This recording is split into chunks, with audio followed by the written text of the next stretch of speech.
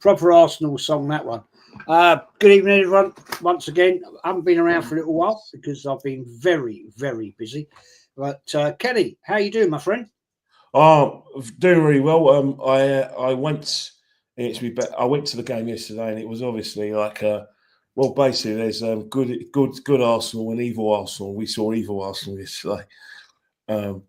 Basically, like Theo Walcott hit the nail on the head, and I don't think Theo Walcott get many invites to Arsenal after exposing a few players. But I'm ecstatic that we're doing this because, you know, the cup final, the cup final is very important to Arsenal fans, and I think it's just more than a match. I think I always remember cup finals. Obviously, I'm from Finsbury Park and Andover Estate when Arsenal played in a cup final, especially in the 70s. Oh God, the houses. Yeah. The houses littered with flags. Yeah. I remember the Evening Standard where everything was in colour. Andover Estate again, and obviously the Millennium Stadium was Arsenal's back garden. Yeah. We dominated there. So the FA Cup record holders in the FA Cup 14 times. Arsenal in the FA Cup is like George and Mildred. Yeah. That is very true. And I'm going to start the show. When I spoke, DJ, how you doing, mate? How you doing? Yeah, all good, Jez. All good. At the game yesterday, pretty much what we've been seeing all season, really. Not a lot had changed, you know. Another draw, 13 now we've had, and once again the performance is. Yeah, don't know what to say. It's been a disappointing campaign in the Premier League. And the Champions League continues to overshadow how bad we've actually been. Never been in a title race, as we, you know. And yesterday just proved it. So, yeah, apart from that, I'm looking forward to tonight because the FA Cup is, I think, you know... It's something in everyone's history, the FA Cup. It was always a special day for me as a kid. I remember, you know, sitting in front of the TV, watching it from the morning. It was called FA Cup final day for a reason, because it was a whole day. It was. Now, I used to put flags out the bedroom window and scarves up at my window. And I'll tell you a little true story in a minute as we go on.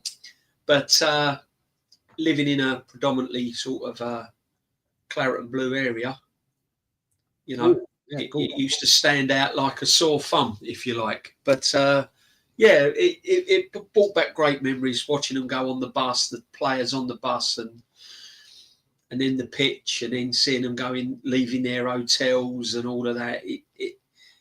To me, it's all gone, really. The FA Cup, all of that kind of thing's gone, really, which is such a shame because it's a huge part of our lives. It is. I mean, and I'm going to start the show on that one. And no, I haven't packed it in, guys. I just had to have a little break because I had a massive family thing going on. Son getting married. Funny enough, Kenny, my son watched the game with me the other night, and his wife, and he said to me, he said, "Oh yeah, when you go live in and I mean, he lives in New Zealand. He said, I watch." He said, "I watch." He said, "When I see you and Kenny and all your shows," he said, "I do watch them, not all of them, but he said, I do click in." I said, "Well, stick a comment in one day." I said, "Stick a comment in there and I'll read it out." I said, so anyway, the point you just made, DJ, is very, very pertinent. You know, Arsenal Football Club, synonymous. We've been into 24 semi-finals, right? And we've won 14 FA Cups. So we've been in 24 cup finals. Yeah. And fortunately, this manager, his first trophy was to win the FA Cup. And there's a point I want to make here. His first trophy was winning the FA Cup. And since then, he's just not important. Don't matter. You know? I don't understand that. Kenny, why would a manager who wins his first trophy then absolutely bin off. We've never got past the fourth round under this manager. Well, that's the thing that's really surprising, because when you talk about the FA Cup and DJB hit the nail on the head, it was cup final day, and it was like the whole day. And every manager you speak to, especially the managers from Southern Europe, and which is where Spain and Portugal are situated, and people from Northern Europe, it wasn't just the English FA Cup final; it was their cup final. I was abroad last year, and the FA Cup final was still massive abroad. Mm. So I don't understand why it's become such a game. But I think what it is that our foreign cousins, especially our managers, don't like extra games. They've never been fans and advocates of replays. They've wanted replays scrapped for a long, long time. And I think they see the FA Cup as an inconvenience, because on the basis that it's just the extra game. They love the day out, but they don't love the sort of kerfuffle. They get excited when we get into the semis.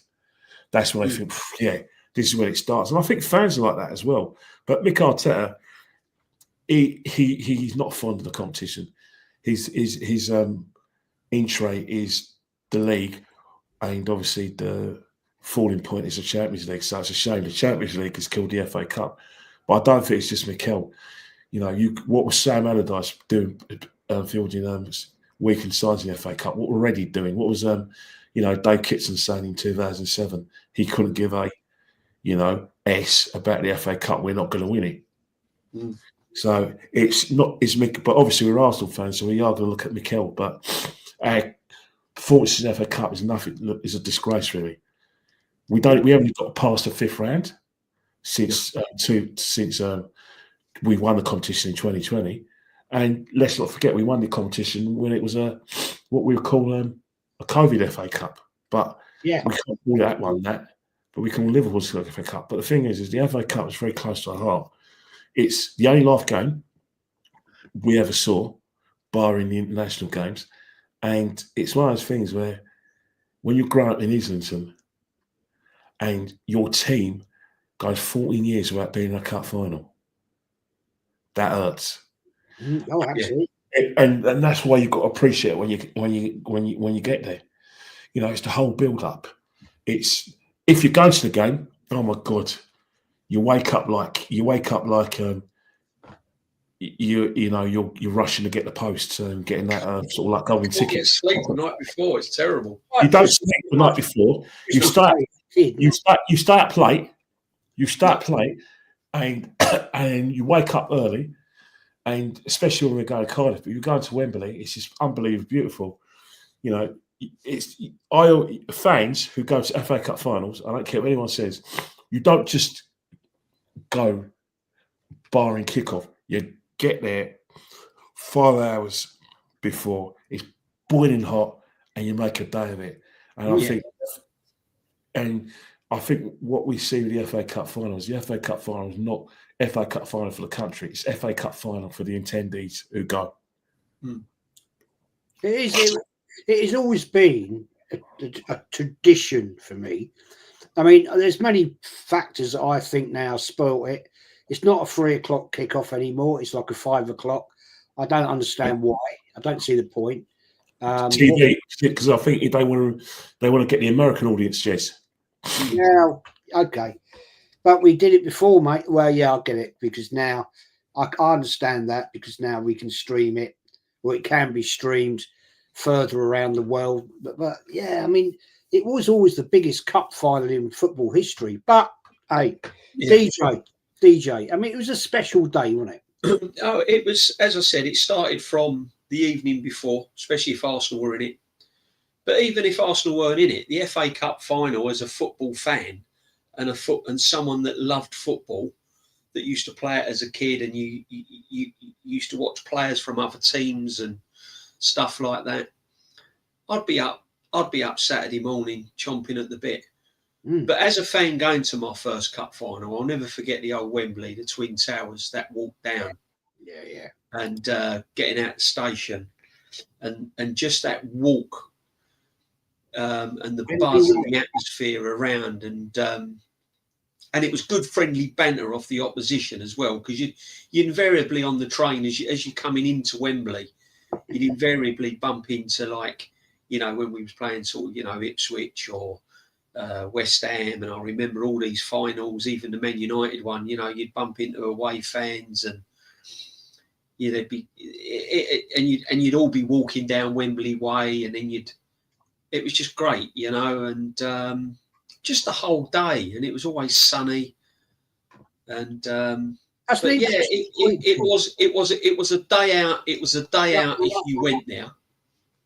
I never ever saw any trouble at an FA Cup final. No, never. At the ground Never. and coming out. I never saw it. Never. But I think what ruined it for me, Kenny, and I still can't get my head around it, is as soon as they play the semi-final at Wembley. Yes. That to me killed it. Because Wembley was always left to the biggest day of the year. You know, you only went to Wembley if you got into a final. Yeah. Part of being in the semi-final is that you was one step away from Wembley. Now you go there. Now you go to Wembley in a semi-final, and you go on the final, and you've been before, so the gloss of that and the excitement of already being there has gone. It's tarnished. Yeah, but let's not forget Arsenal. Yeah, and it ruined it. Not so much the timings have ruined it and everything else, but just the fact that the semi-final is played at Wembley. Because let's be honest, like the teams that are going there this weekend, like say for instance Crystal Palace, they're going there in the semi-final, and if they get there in the final, the gloss and that, if you've never been to a final before, the gloss of that has gone because you've already been there. Do you see what I mean? It's like I agree with. It's like buying your first car. It's like when you pass your test, buy your first car. No matter what heap of junk you buy, it's your first car, and so that to you is special. And that's what going to the FA Cup final was for Definitely. me. Let's not forget, DJB.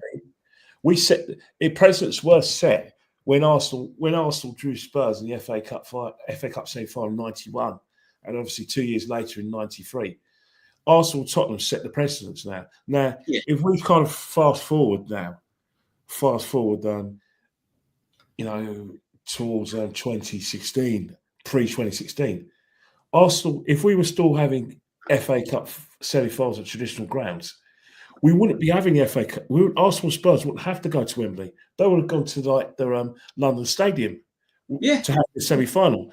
And you go to West Ham or London Stadium, absolutely. Like, they have 60,000 fans, but at the time, Arsenal and Spurs, the demand for tickets for both clubs made the decision that Wembley was the only alternative. But at least in '91, this other semi-final, Nottingham Forest versus Aston Villa. Sorry, Nottingham Forest versus West Ham was at Villa Park still. But 2 years afterwards, Sheffield United wanted their FA Cup semi-final Wembley, because obviously the original Sheffield derby was going to be at Leeds, but they said they didn't like Ellen Road because it was too small. So they had it. And then a year in '94, both semi-finals at Wembley, and then we went back to basics. We had semi-finals at traditional grounds, but we know why.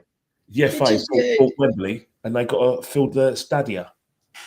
It just took the gloss off of it for me. I mean, and I don't understand why we still have the well, it's obviously money now and everything else. But getting back to the financial thing, unfortunately, it ain't just the big top six clubs or the big clubs, if you like, that's kind of downgraded it, because you know the money and the revenue to stay in the Premiership is massive. So you know, if you've got clubs like Wolves, for instance, in relegation trouble, and they're battling in the FA Cup, the quarter-final, semi-final of the FA Cup, where's the priority? What would they rather do? Stay in the Premiership or win the FA Cup? And that's where we're at, because financially there's a lot at risk as well. Yeah. But the FA Cup's in the Arsenal DNA. As far as I'm concerned, any manager that gets the job at Arsenal should be employed under the understanding that they have to win the FA Cup in some way or form, because it's in our makeup. It's what we're all about. The FA Cup to Arsenal is part of the furniture, And unfortunately, recently, that's all just been forgotten about, and it's quite frustrating, really. It is, right. Well, let's talk about. Let's get into this one. I've got it here somewhere. Oh, here it is. My first FA Cup was Arsenal Liverpool 1971. I've still got my ticket in there, actually. That's me little ticket. Turnstile A, entrance 23.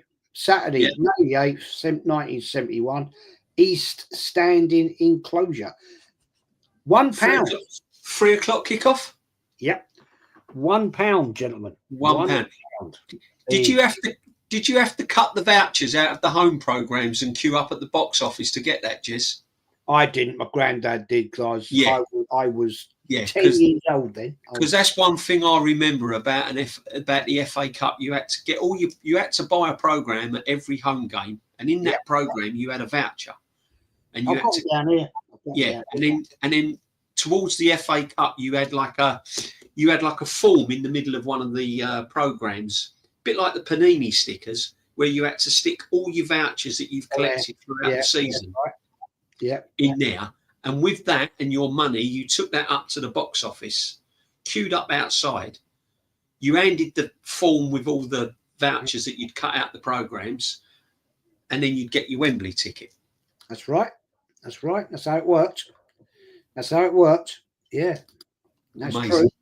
Well, it's the same story for the away games back in the 80s, but. That's one of the most iconic games. It was my first FA Cup final. So it was a boiling hot day, absolutely melting day. Thankfully, where we were in the East Stand, it was a little bit shaded, but not the whole time. But it was an iconic game. And the fact we always go, we've all watched on TV a million times. Extra time, Charlie George. Great goal, but I wouldn't say it's my best one. We're going to come on to that one. I just had to throw it in there because it was quite iconic in what Liverpool, let's be honest, at that time were becoming a fantastic football team. Went on to be one of the greatest football teams in English history in the 70s, 80s and beyond. And it was incredible. I mean, I actually feel quite privileged that I was there for that as a little kiddie, 10. And but the second year was not so good. Everybody forgets that we got to Wembley in 1972. And lost to Leeds United, as Kenny mentioned. And a lot of people have said to me, why is that programme gold? Because that was the 100th anniversary of the FA Cup. 1872 was the first FA Cup. So that's why this one was a gold programme.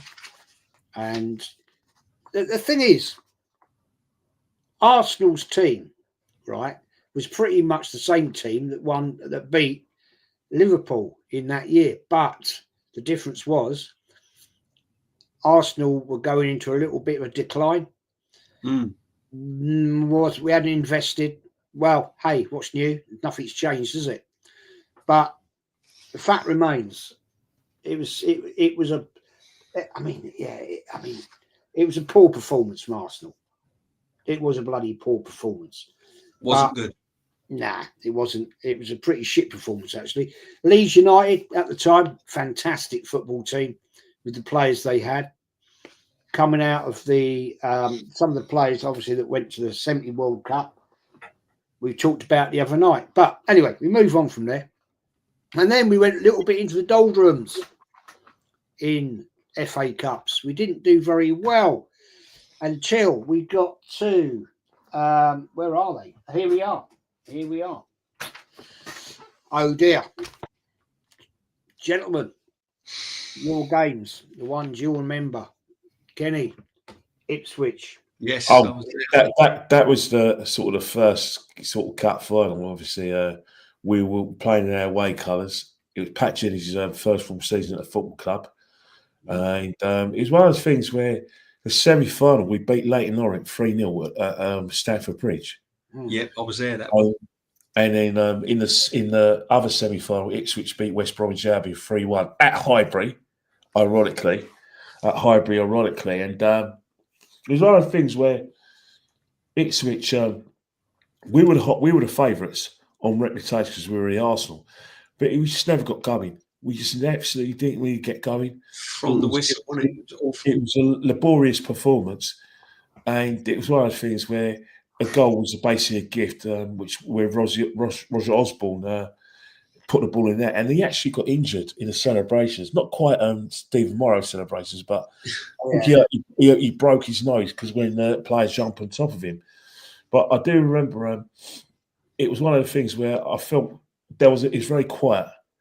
And because I just moved from Crouch Hill to Finsbury Park, and it was very quiet. It was one of those things. It was lots of days ago, and you know, when you're a football fan, you watch all football. You know, you had to watch it again on Match of the Day, FA Cup, and then they showed it again at a big match, and then they showed the parade, and it was one of those things where it was a very sobering experience.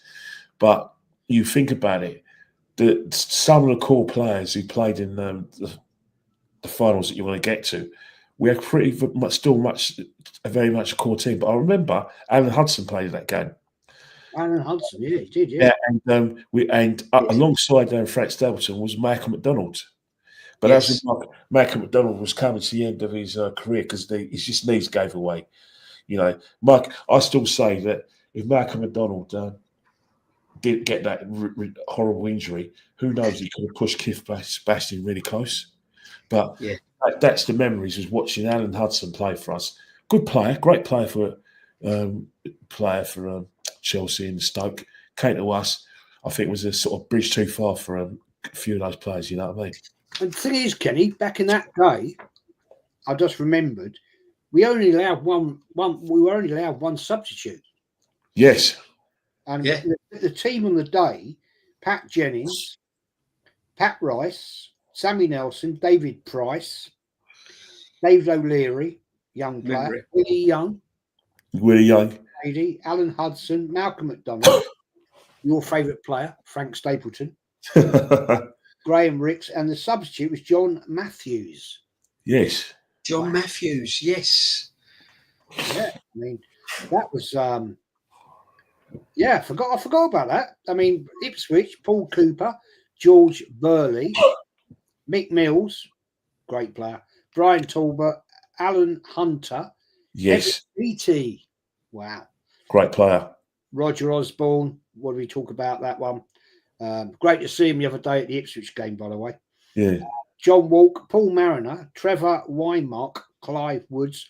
Sub was Robin Turner. I mean, they had a good team there. Yeah. They had Paul Mariner as well, didn't they, in the squad? Yeah, he's there. If you notice the Ipswich on the back of their shirts, they got the 3 stars, but like it's the League Championship in 1962, the FA Cup in 78, and obviously they won the UEFA Cup in 1981 when they beat FC Twente. Yes. And you know, the old magical Mr. Robson. Yeah. You know, what a manager he was.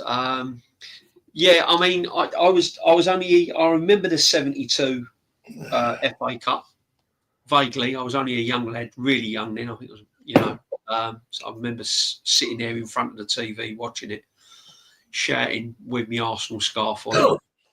Like he did. Yeah, vaguely remember that. Did you sit at my home?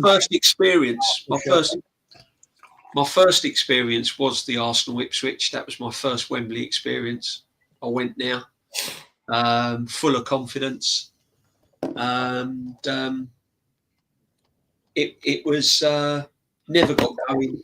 It was a poor performance by Arsenal. Couldn't understand it. They never actually got at them.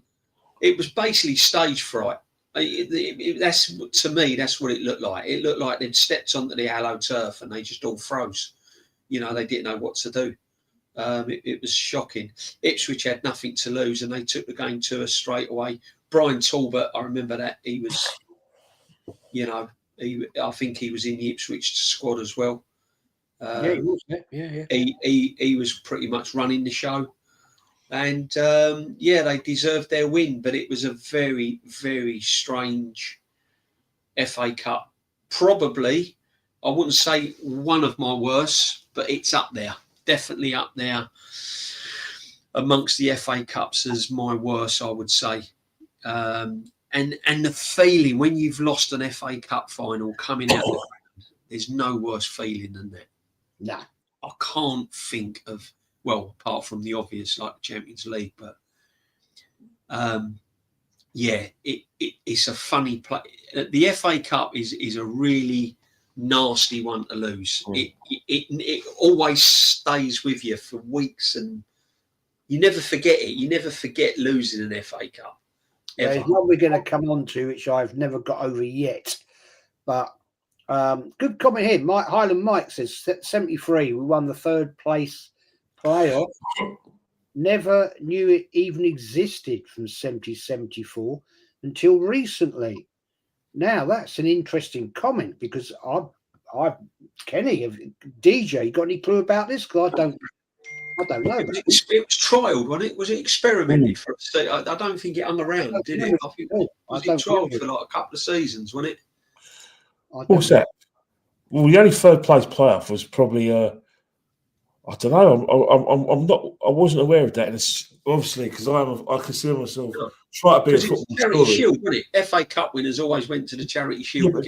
There was a game at Wembley called in 1973, and it was a cup competition, and Derby played Man United in 1973. I don't know what was called. It was where they won 1-0 against Man United in 73, but I don't.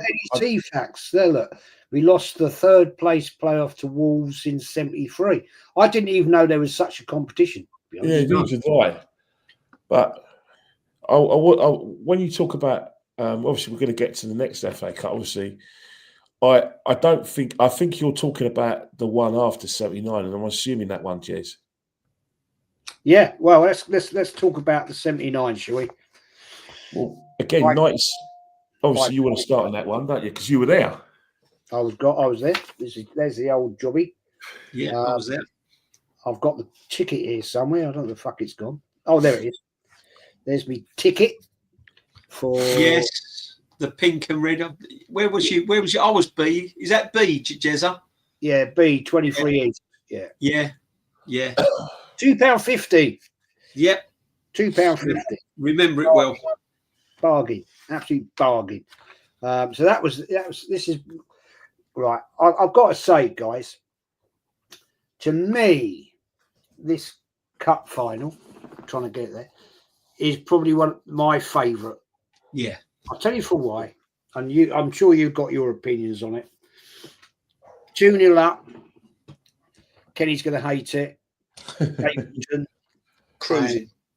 Liam Brady, what a player that day he was. What a player. And, of course, we bought Brian Talbot off Ipswich from the year before and played out. He collapsed at the end of the game. And it was a meltingly hot day. Meltingly hot. But to me, of all the cup finals, FA Cups I've been to, that stands out to me as the greatest. 2-0 up, 2-2, and then dying minutes. Look, we are looking to go to extra time, aren't we, DJ? We're looking to go. 100%. All of a sudden, bing, bang, bosh, 3-2.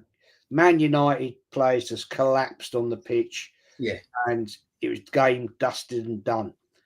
Terry Neal walked out of the dugout onto the pitch.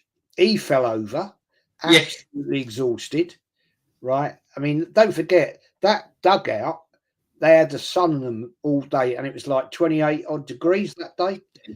So in that ground, it's like 34 degrees. Probably more, possibly more. But to me, who wants anybody? Kenny, no, well, first. I've got to be honest. I was up early that day. You got to bear in mind we'd lost to Ipswich. So there was more pressure on the team to go and win this FA Cup, because we'd had a as we'd just spoken about, it was all 4 against Ipswich.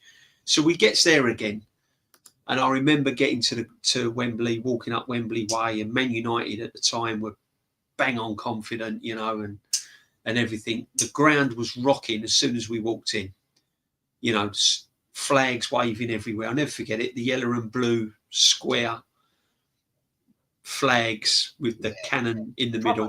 Proper ones. I've still got it. Yeah, still got it, unfortunately. Anyway, loads of flags waving. It was electric. And we started off, and we should have been, it was 2-0, but we should have been 3 or 4. We absolutely battered them. We should have gone in at half-time 4-0 up, job done. We should have absolutely battered them. Man United were pretty much finished, really. And then out of nowhere, was it Macari, I think it was, or McElroy. Sammy McElroy limping around. Yeah. And it, before you know it was 2-2. Yeah. And I'm thinking, oh no.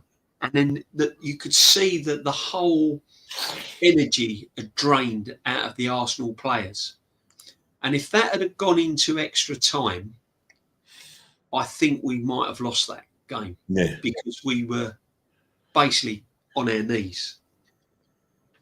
And I remember just in the crowd, just kind of like couldn't watch. Then all of a sudden, the maestro got the ball. And it's as if it's as if he was walking on air. He just got the ball and he just 2 feet, just going forward. And I can remember shouting at me mate, left, go Rixie, look, Rixie's made a run. He's got to give it. Gives it out to Rixie, ball at the far post. And then Alan Sunderland, from absolutely nowhere, has come, Bailey's like flapping at it. And the rest is history. And Sunderland puts it in and the whole place just erupted. And then you're praying for the final whistle. But Man United had gone then, because I really felt that if that had gone into extra, I thought Man United also thought that if we take them into extra time, we'll win it. Mm. And it's probably my best cup final, I would say, to date. By I can't think. I can't think of an FA Cup final better than that one. That was just a magnificent time.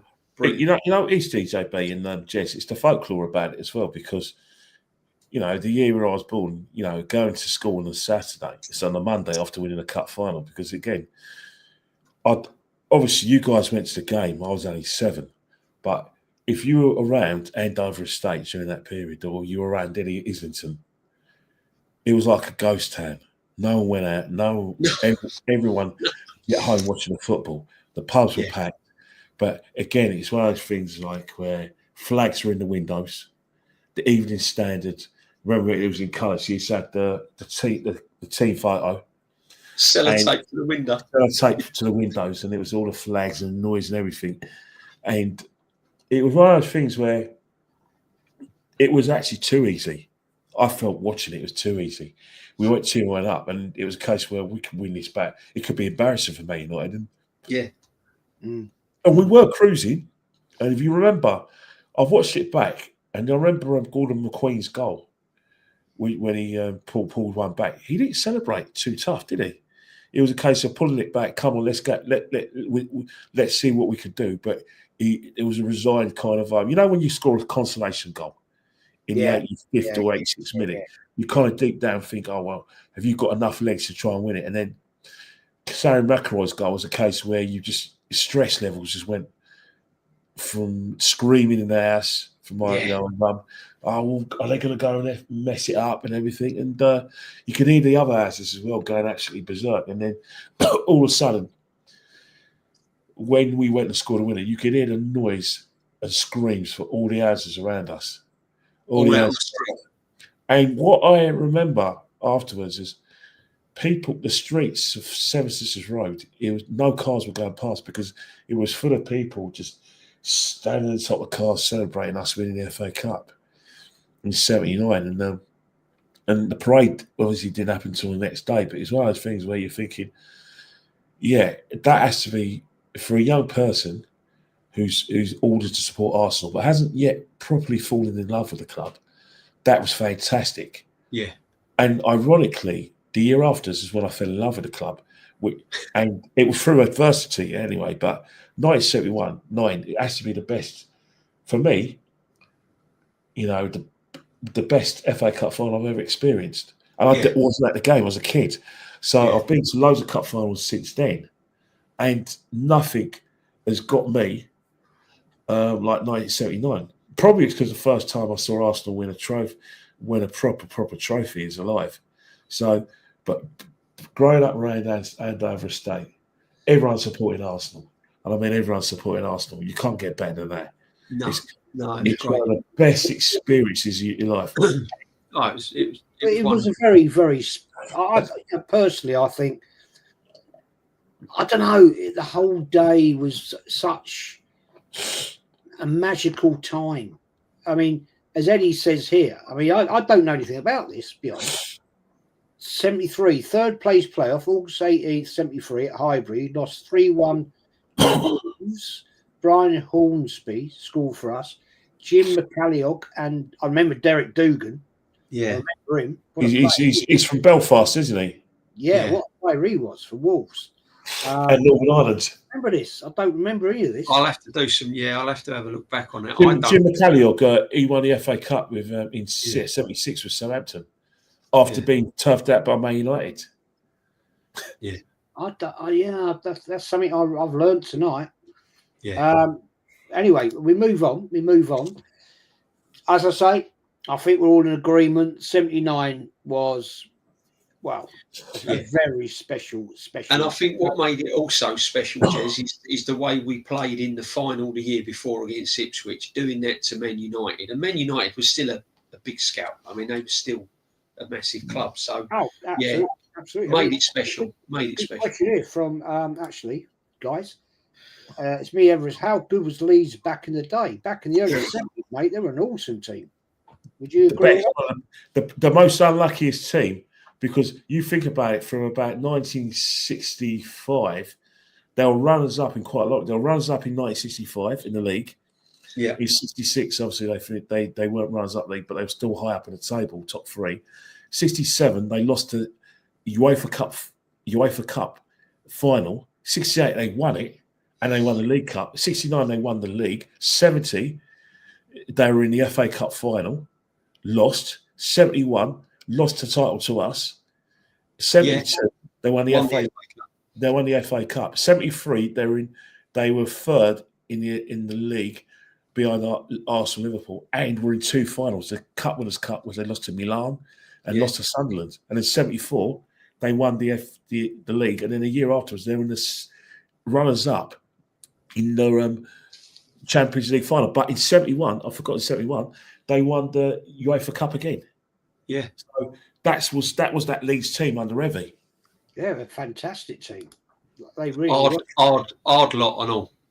Some called them filthy. I mean, they did put it about. They had some players there. I mean, they had some Bremner, Norman Hunter. Oh, they had some right nasty pieces of work. Peter Lorimer, Eddie Gray, Bremner, Clark. They had a very dodgy goalkeeper, Gary. Gareth Sprake. Welsh international goal. Yeah, Gary Sprake, but he made a few mistakes here and there. He's actually ostracised by Leeds players because he sold a story in 1977 accusing Don Revie of match fixing. And he went to the News of the World. Yeah. We'll move on from that one. We've got here active boys. I'm contact Jez, mate. I'm trying to do three things at once here, my friend. I hear you. It is hard. Watch the chat. I'm trying to watch the panel. Yeah, it's not easy. I'm not a BBC trained professional. I don't have a prompter, so I try my best. But hey, we'll move on from that. So, my most hated cup final. Well, I know what my one is. It should have been a walkover, really, but it wasn't. And I remember walking up. I walked all the way through London to get to Wembley that day with a load of guys, and on the opposite side of the road, walking all the way, they'd walked further than us. We were going up Oxford Street, actually, and it was West Ham. Oh, yeah. Yeah, remember this one. Do I remember this one? Yeah. All went horribly wrong, gentlemen. Kenny, Yeah. what happened? Trevor I'll Brook. tell you what happened. What happened? And it's extenuating circumstances. Arsenal were knackered. We were knackered. You think about our path to the cup final. Everyone thinks our path to 79 wasn't that smooth because we had the replay upon replay with Sheffield United. But when you think about it, we got to our quarter final against Watford was an hard game. Frank Stapleton scored a couple of goals at Vicarage Road. Vicarage Road. And then the semi-final was a bit of a marathon. We drew 0-0 at Hillsborough with Liverpool. And then a few days later, it was a draw at Villa Park. Then there was another draw at Villa Park. Yeah. And another draw at Villa Park. Yeah, it was replay after replay after replay. And we at Highfield Road in the 14th minute, Frank Stapleton cross, Brian Talbot headers the ball in the net. But meanwhile, Arsenal were also in the European Cup Winners' Cup final. So it was a case of where we played 70 games that day. West Ham were basically like a bread and butter second division side at that time. But one thing I noticed about West Ham, 80% of their players were EastEnders. Were from the East End. Apart from Phil Parks, Stuart Pearson, and Ray Stewart, all the rest of them were from the East End and Essex. And one of the players who played, Pat Holland, is an Arsenal fan. Pat Holland's Arsenal. He's an Arsenal. Yeah. He was born in Limehouse, but you had players like Paul Brush, East Ender, Jeff Pike, East Ender, Trevor Brooking, East Ender. It was Paul Allen born in Averley. Yeah, Essex. All from Essex. It was a case where it was just like, I think it was one of the cases where West Ham just rubbed their luck because in the semi-final they had in the quarter-final they played Aston Villa, the claret and blue derby, where it was a dodgy handball and they raced short with his blasting penalty scored, and then obviously the semi they'd come a mini marathon with Everton. But it was one of those games where we just never got going. And legs. It was like, if any of us do a cross country, and if after about a mile we're knackered and we can't breathe and we can hardly run, that's how we played. We only had one shot on target, which was an indirect free kick in the second half where Brian Talbot stung the palms of Phil Parks, and that was it. It was virtually it. It was very similar to the Arsenal Ipswich, wasn't it? Yeah, it was very similar to Arsenal Ipswich. First any goal, and it was one of those things. Again, the same sort of thing. It was the first Cockney Cup final since 1975, so the evening standard were absolutely mad. I don't know. Obviously, Jez, you would have been a big man at the time. In your late tweens, company tweens, but for a young lad like myself, who's just falling in love with football and falling in love with this great club, I bought everything. The evening standard, made sure I had everything, like the shoot. Remember the shoot magazine? Match weekly, cup final match weekly, and obviously you had the evening standard and the Panini stickers as well. But it was one of those things where, despite the fact that Arsenal were knackered, I still thought we'd turn up and beat West Ham, and I think the players did as well. I don't think they reckoned on the heart that West Ham played with. But again, when you got 80% of the team that are EastEnders, it was in hindsight a game we were never going to win. No, it was. I was just looking on here in the programme. I went to two of these replays. Semi-final, Hillsborough, and at Villa Park. Second replay at Villa Park, and then it was the last one was at Coventry. I didn't go to that one. I didn't go to it. Yeah. But you know what? That final for me was dreadful. I'm a young lad going to school, surrounded by West Ham fans. West Ham fans, all round the school, West Ham area, claret and blue, because although all my family are North London, Highbury, Islington, all my aunts, uncles, granddads, you name it, they're all from Highbury and Islington. I was born in North London. When I was a baby, I was then taken to Essex, and hence, you were kidnapped. Hence, yes. But the funny thing was, my brother, who was born in Arsenal, moved to this end and became a West Ham fan. So before the cup final, I decorated all my windows with yellow and blue, red and white. And I remember when West Ham beat us, on my way home, as I looked up at my house coming into the turning, he'd ripped it all down and he'd put all claret and blue up. So it was a nightmare. God bless him. But anyway, never got going. It was a carbon copy of the Arsenal Ipswich. It was. You could just literally. It was exactly very, very similar. You know, we was on the back foot. I'm not sure whether the header was meant. I don't know whether we was trying to get out of the way of it, but it was drilled. I think it was Pearson, wasn't it? Drilled it across, and it broke in, and it went in, and everything else. And it was just awful final. We were absolutely awful. But they also had the Frank Lampard Senior in the team as well. Yeah, definitely. Yeah, and I think Alan Devonshire. He's from West London, so he's probably the only London team that wasn't from Yeah, I've got to admit, Alan Devonshire was a very, very talented, underrated player. One of the best. Do you remember who the manager was? John Lyall. John Lyall. Scott. He's born in Ilford, but he comes from Scotland. Both his parents are Scottish.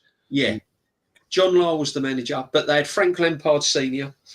Left back in it, and Ray Stewart was playing at right back, but he used to take all the set pieces. The young Alvin Martin. Yeah. Scouser.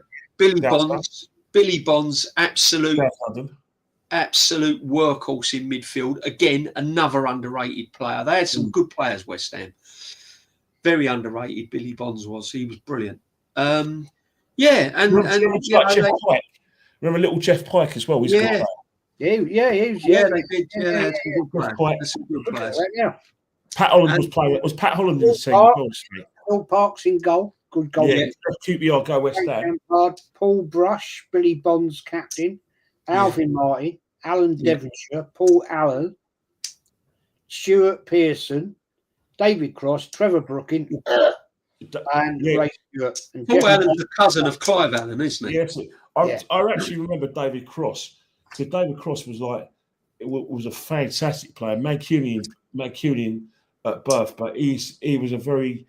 I remember one time one of my mates is a West Ham fan, and he went to the League Cup, the League Cup final the year afterwards, and obviously Liverpool had Phil Neal, and West Ham got a player called David Cross, and basically on one of those sort of banners, it was like Phil will kneel before our cross.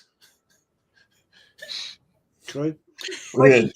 Question for you from 3VH: is this the worst era of footballers you have ever seen? Yeah. Yes. I'd agree. Yeah.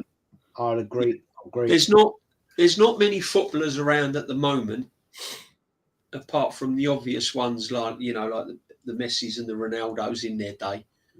But there's not many footballers around now. In fact, I'd say there's not really any footballers around now where I literally are lost for words.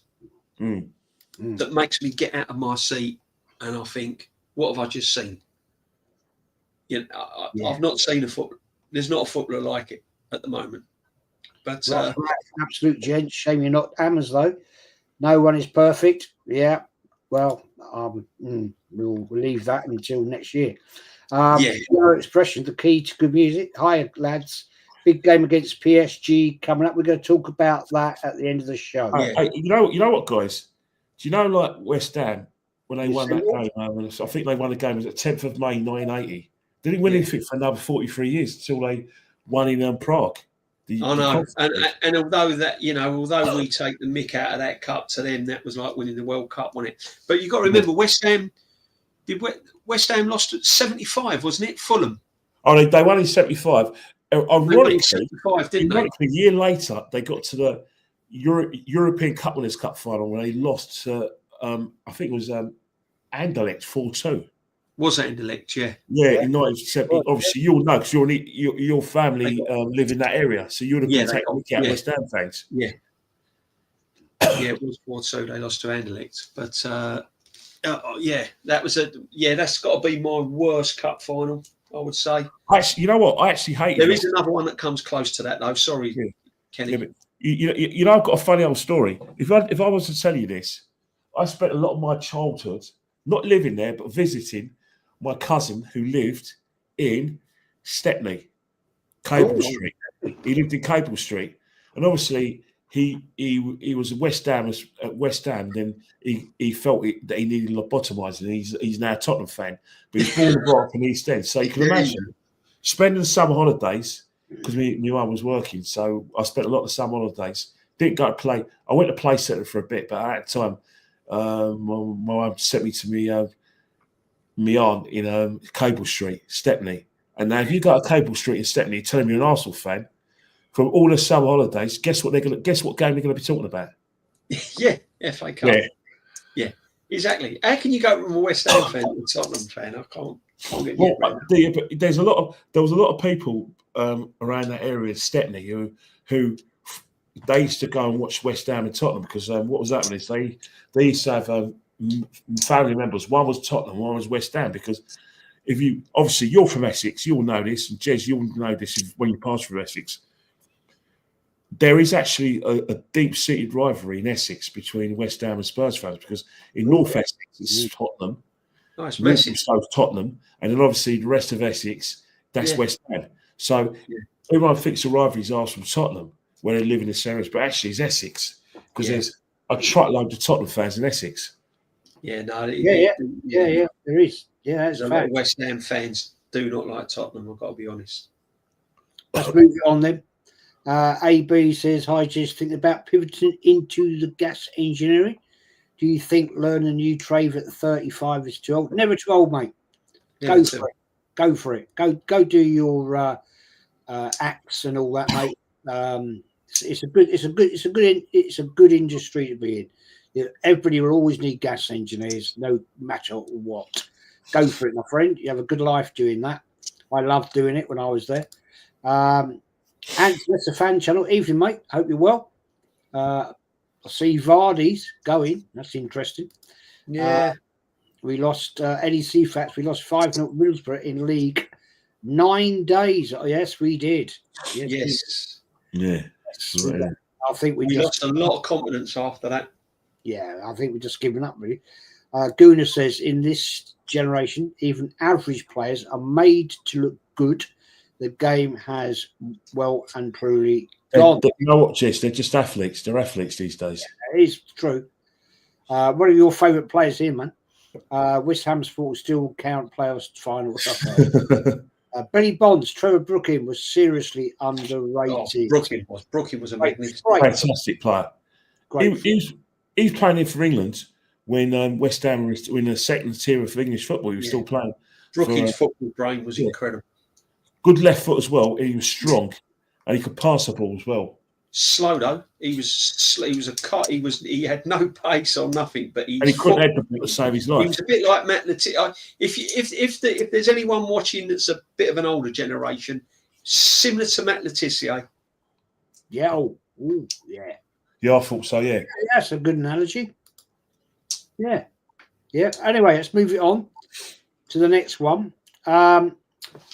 This one, oh dear. Where is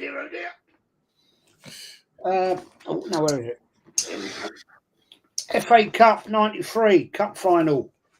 My first one. That's that one. Went to a replay. There's my ticket. Got my ticket there. Look. Yeah. Went to a replay. Interesting game, that one. Replayed on Thursday, 20th of May. Got that one as well. was there for that. It's a weird one, yeah. But a weird game, wasn't it? It was a very weird game, that one. But both, you know what it is? Both the games were weird.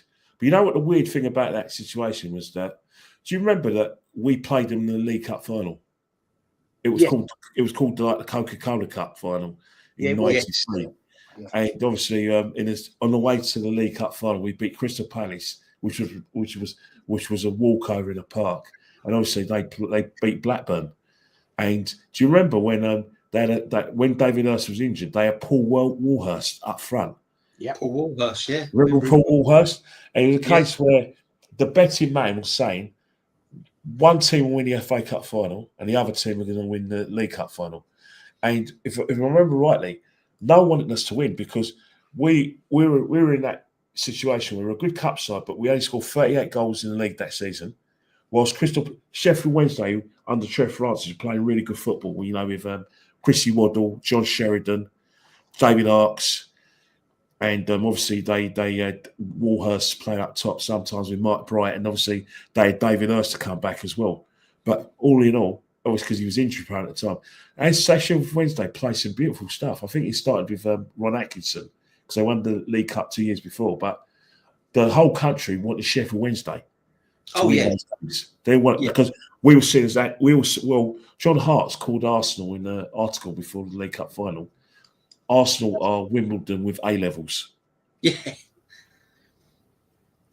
No, I remember that. I remember the final and the replay. The final, it was a weird game, peculiar game. It was a lot of cancelling out. There weren't really much action. It weren't like the best of FA Cups. And then the replay, remember that when you had replays back in the day, and that was another good thing as well. Taking the replays out of the FA Cup finals, having that little replay in midweek. We loved it, didn't we? I loved it. Yeah, loved it. It was great. Did you notice did you notice the Wednesday end? Highland Mike reminded me of something that the Wednesday end was pretty empty because of the fact that they made all that effort to come down on a Saturday, and then there were quite a lot of empty seats from the Wednesday allocation. To be honest, they should have given us they should have given the extra seat tickets for Arsenal fans. Absolutely. Because, you know what I mean? But we got the job done, didn't we? You know what I mean? Eventually. But yeah, no, it was an interesting cup final. But they were a good team. They were a good team. They were quite a good attacking team, and we had to cancel them out a lot. They had Waddle, didn't they? They had John Sheridan. That Sheridan. They had some good players, and John Harks, the American international, John Harks. Yeah, it was a good player, technically a good player as well. And they were scoring a lot of goals in the league. So they remember the left back. Do you remember the left back, Nigel Worthington? He was good for Nigel Worthington. Yes. Yeah, Northern Ireland international, Nigel Worthington. Yeah. And they had Roger Nielsen, right back. Yeah. And Chris Woods was in goal for him. It was the England number one at that time. I forgot to mention this one. This seems like yesterday. I should have stepped back on this one. The incredible FA Cup semi-final against Spurs. Oh, cool. Yeah, we don't talk about 91, but we talk about 93. Yeah.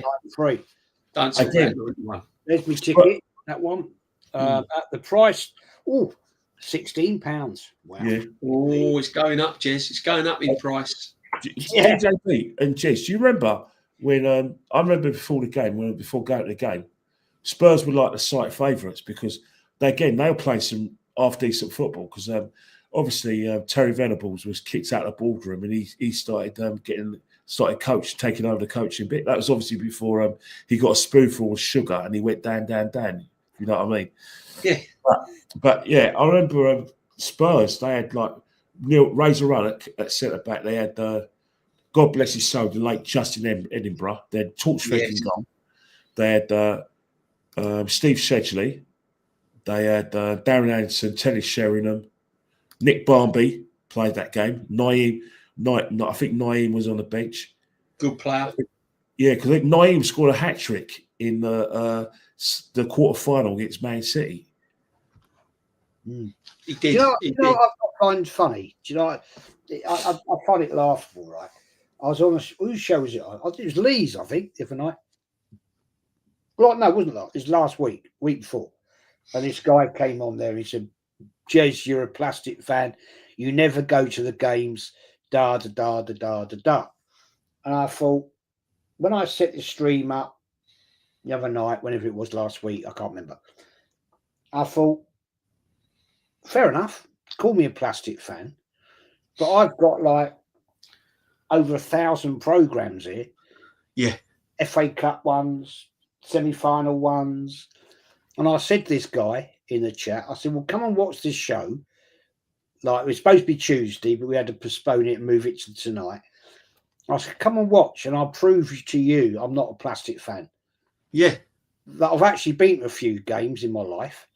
And, like, he ain't here. Because he might be watching. If you are watching, my friend, put a comment in and admit I've proved you wrong. Because yes, it's what crazy. are these people about? You know, I don't know, mate. I don't. It's not worth it, mate. Because you know, and that's good enough. And most of the listeners know, and the chat knows. Anyway, also that Spurs team. Did they have? No, what was it? 93. Did they have Vinnie Samways as well? They had Vinnie Samways in there as well, didn't they? If I remember. Yeah, Vinnie Samways and Darren Anderson played for. Yeah, I remember that, and they didn't have a bad team. And John Hendry, Gordon Jury as well, didn't he? Because they got him. Yeah, Gordon Jury played that, but yeah, I do remember like they played some. They beginning to play a bit of good football because I remember they started the season with Ray Collins. If you were still in the chat, can you ban this fucking wanker here? Kenny, stop. Just get rid of this guy. If there's a mod in the chat, just get rid of this prick, will you? Active boy, just smile for once. I smile, mate, when I want to smile. Right? I don't need a little prick like you to tell me when I will smile. All right. If you don't like it, don't watch. Go get a woman. Go get a woman and just go away. At the end of the day, I don't need people like you in here. Right. No. And if there's a mod in here tonight, I can't do it here on StreamYard. Just block him, get rid of him, shoot him, snipe him. Just do it. Because I don't need him. So, yeah, there you go. You upset the chat as well. So, at the end of the day, go away. Anyway, let's move it on. The next one that I've got, that I went to, was 2003, right? Was Arsenal Sheffield United semi-final. Yes, can I didn't you go to 98 in 2001? No, I did go, mate. Yeah, you please talk about them, please. I thought I'm a bit surprised. I actually thought you went to 98 in 2001. I'm surprised. I went to hang on, how have I got? I might be getting. I've got loads of them down here. I might be getting a bit confused here now, mate. Yeah. Where am I? Oh no, yes, sorry. Oh fuck me, I've got them here. Oh dear, oh dear, oh dear. Yeah, go on, Kenny, far away. No, I'm a bit surprised because good cup final. Over here, I forgot about them. They're over there on the bed. You know when we talk about 98, that was the year, and it was. Do you remember the time when we began to obey Arsene Wenger? When Arsene Wenger was great. That's when we thought it was great, and he was great at that time. Yeah. If you talk about 98, that's when Wenger at his greatest, where it was coming to the stage where if Arsene Wenger was on TV, do you remember the times when Arsene Wenger used to be on TV? He used to say, "Shh, Arsene Wenger's on." Shh. Yeah. I used to go up to when I was living at home, I'd go, "Shh." Alpha, shh, my bro, shh. Because he was different. Or they were shut everyone up because Wenger spoke. Yeah. He was completely different, wasn't he? Yeah. But that 98, that was, I remember that cup final very well because Mr. Shearer desperately wanted to win a silverware, didn't he? You know, and he was putting it about a bit on old Adams. He was off, giving it elbows, and I thought he was That's when I that's when I had this kind of love-hate relationship with Shearer after that Newcastle game, because I saw a different side of him. And but now I respect it, because there's not enough centre forwards like him. You know, he was strong, tough, and all that. And I feared him, because he was the one player. I weren't really worried about Newcastle that day. Yeah, he was the one player I thought, if you give him space, he's going to punish us. And I remember sort of standing, like being really nervous about the build-up to that game. And I couldn't get this Shearer out of my head. He was like haunting me on that day. And then when we won it, I mean, we had a good team then. And we played some good football that day as well. I'm going to do something I never normally do. I'm going to send Mr. Active Boy O a link. Oh, get him on. I'm going to send you the link, my friend. You know, whilst you're sending the link, you know what? You know that season, DJB, Alan Shearer came back from a serious injury. Remember in the pre-season game against Everton, he dislocated his ankle. So he came back. He wasn't quite the player he was. But I do remember that obviously it's the double, isn't it? Obviously, the first we remember was winning the league. Dennis Bergkamp was an absolute legend. Nicholas Nelson was just unplayable, where he looked like one of the best young striker in world football. He was incredible. Mark Overmars, his pace on that side. You had Ray Parler, his work rate. You had Keown and Adams, and then you had right back Dixon and Winterburn. That team in that cup final, we were never, ever, ever going to lose. No. We were never, ever going to lose that game, because it was one of those games where we were a machine that day. Vieira, Petit. Big up Harvey Squad. Big up Harvey. Big up Sophie. And you know what it was? Obviously, I went to the game, but the night before, it was absolutely mayhem. I don't know what it was, possessed all of us, but we thought we were going to have a pre-FA Cup final celebrations in the Litton Tree in Holloway Road. So it was basically they were playing the Vieira song, all night in the Litton Tree in Holloway Road.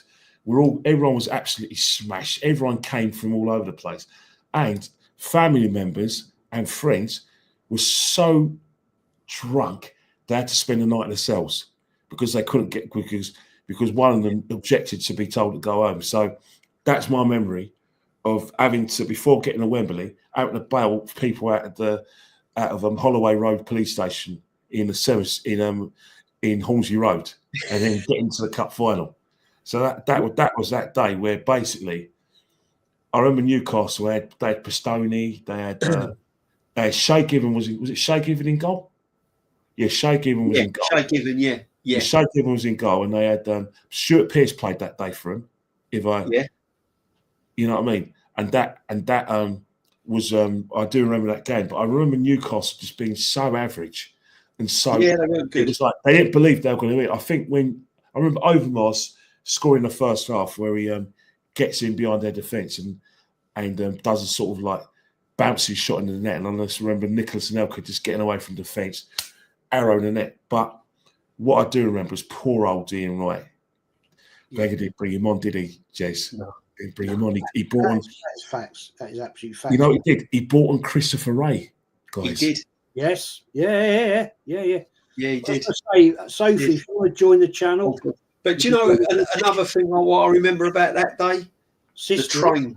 It come to a stop and it stayed there. Honestly, we was really panicking. I'll never forget it. There was something wrong with a track or something going into Wembley. We must have been on the train for about 45 minutes. Honestly, and it was baking hot. It was warm. It was sweaty, and there was loads of singing and bouncing up and down. And at first, it was all right. It was like, oh, the atmosphere's good. And it just stayed there. And then, oh, come on, hurry up. Got to get going. We was actually panicking now that we weren't going to make the kickoff, you know. It was DJB, how many times have I told you, mate? You don't go to Wembley last minute. You go. Oh, no, we did. Try to get stuck in. Exactly. But I can't remember what it was. I think I had a little job at the time, and I couldn't.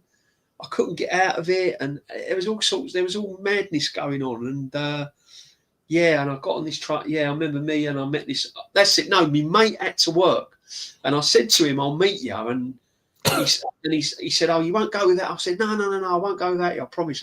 I'll wait there. You know, like the lovely man I am." But and then he got there late, and then we jumped on this train, and then the train we had to be on was delayed, and it was madness. It was crazy, but made up for it. Mark Overmars was just brilliant that day. Yeah, he was a machine. He was unplayable, totally unplayable. That day. One of my favourite ever players of all time. Yeah. What, Mark Overmars? Yeah. I like Mark, but legend, man. Fantastic. You know when I talk about Mark Overmars, I feel like a bit. I feel treacherous to Bobby Perez, because when I think about, if you think about, for me, the 4 greatest players that ever played for our football club are, in no particular order, Liam Brady, Des Baggett, Thierry and Robert Perez. I don't know if that's your team, but I think Robert Perez is amongst the greatest players we've ever had. Whilst Overmars, for me, is just outside that sort of like quartet of the best ever Arsenal players I've ever seen. Yeah. True. Yeah, no, Robert Perez he was magnificent. He got overshadowed because of the players that he had around him. But what he done was brilliant, wasn't it? It was just superb. He played on his toes, didn't he, really? Do you know what I mean? I'm just going to say again, if Sophie, respect, if you want to jump in, give us your opinion. I'd love to hear your opinions on the cup finals. Kenny's sister, as Kenny always says. You're more than welcome to join. Honestly, I'd love to hear your opinions, because it's always nice to get somebody else's opinion about the cup finals. Yeah. You were there and everything, so be brilliant. 2003 one was probably up there with one of my worst, to be honest. Yeah. Yeah. Not. We won it, but as a football match, it was. It was played. It played on the roof. Remember that, because it was raining. It was actually the first indoor FA Cup final. Yeah, it was. The atmosphere wasn't like an FA Cup final, and it was a bit. Southampton played that day. They had Gordon Strachan was their manager, wasn't he? Yeah, it was. It was a. But it wasn't a good spectacle. It wasn't a good spectacle. Yeah, but we didn't have our full team out. Remember, the horse was our centre half in that game. And we didn't play well. We really didn't play well. And I had visions of like Ipswich and West Ham again coming round in my brain. Do you know what I mean? I'm thinking, oh no, this is going to be another one of them. Do you know what I mean? We just didn't play well at all that day. Do you remember 2001 though? Vaguely, yeah. Yeah, because like that. I called. Believe it or not, I love Wembley. I love the whole borough of Brent. But the most fun I've had at cup finals was actually Cardiff, because I think from about 2001 they had the FA Cup final 2001 to 2006, and it was like our back garden. Like I remember the first FA Cup final. I remember, you get up early, you get in the car, you get in a coach, and it's a drive from London all the way through to the southwest, and then you've got to go. When you get to Severn Bridge, you've got to pay your £5 to get into another country. Just cancelled that now. Yeah, and then when you get into another country, it's their second home, wasn't it, Cardiff? Yeah. Do you remember when we used to get the coach and they used to make us park at the Ninian Park? Yeah. And then from Ninian Park, you park your cars in Ninian Park, and then you've got a coach, from South Wales Police, and they used to give us a coach and basically dump us in Cardiff near the Millionaire Stadium. They never let us in the town centre. No. And they said, right, you there, and the first year we got there was Liverpool and Arsenal fans were in the same pub together. 2001, terrible. Yeah. But for me, it was a great day because I made a day of it. But I just remember, you had Liverpool fans on one side of the pub, Arsenal fans the other side of the fans, and we were saying to Liverpool fans, "Shall we sing a song for you?" And they went into one of the most beautiful renditions of "You Never Walk Alone" right in front of us. All the Arsenal fans because at that time we got respect for our position. My two mates who were with me, the hairs on our faces and then on our hair, it just went. We were just like mesmerised because the way they all sang in tune, and we asked them for a song. It was incredible atmosphere, wasn't it? It was a great atmosphere, but if you were to cry after an FA Cup final, I think that's the FA Cup final when you cry. That was it. That's on par with the Champions League for me. Yeah, not quite as deadly as the Champions League final, but that because we were by all right. We got our own back on Man United on the penalties because we was outplayed by Man United, and we should never have won that FA Cup. Never have won that, and it's similar to the 2001 Liverpool. We should have been out of sight. We should have been out of sight, and how we lost that, I do not know to this day. That was awful. I mean, Stefan Honchos handles the ball, but from our vantage point, it looks like it hit the post. Yeah. But my brother's texted. I didn't have a mobile phone, so my brother was when the game was going on because he didn't get to the game. He phoned one of our mates. He said, "We just seen it on ITV. Honcho's handled the ball. It should be a penalty, and he should be sent off." Yeah. And so, what one are we talking about now? 2001. 2001. You know when we actually dominated it when Henry missed full chances. Again, Henry, full of chances in the FA Cup, and then he goes and misses a hatful of chances. He missed a chance in the Champions League, didn't he? Yeah, I know. Henry, our best player. I know. This is why Bergkamp gets it over Henry for me. But there you go. Do you remember Dennis Bergkamp didn't start that game? No, but that's why they call it the Michael Owen final, don't they? They call it the Michael Owen final. Yeah, and it should be like Owen final. But Dennis Bergkamp, when we went 2-1 down after Owen scored, he brought on Carnu and Bergkamp finger. Yeah. Do you remember that? I do very well. But I just remember coming out of that ground because we had a little B&B in Cardiff, and I remember that night because we was all teed up for a nice celebration, obviously. And I remember being I remember going to bed and going to sleep. Next thing I know, I'm waking up, eating my breakfast, and coming home. I was just so depressed. It was just hurt. It was awful. That was a depressing day. But let's talk about that one. Arsenal, Southampton. Yeah. 2003. Yeah. Just shortly before we talk about the year afterwards, we got revenge and beat Chelsea 2-0. Yeah. And obviously Ray Parlour and Freddie Ljungberg scored a couple of screamers. But you know what I remember about that day? Parlour was brilliant that day. Yeah. Two things I remember. I remember picking up the nearest person next to me after Parlour hit that power driver.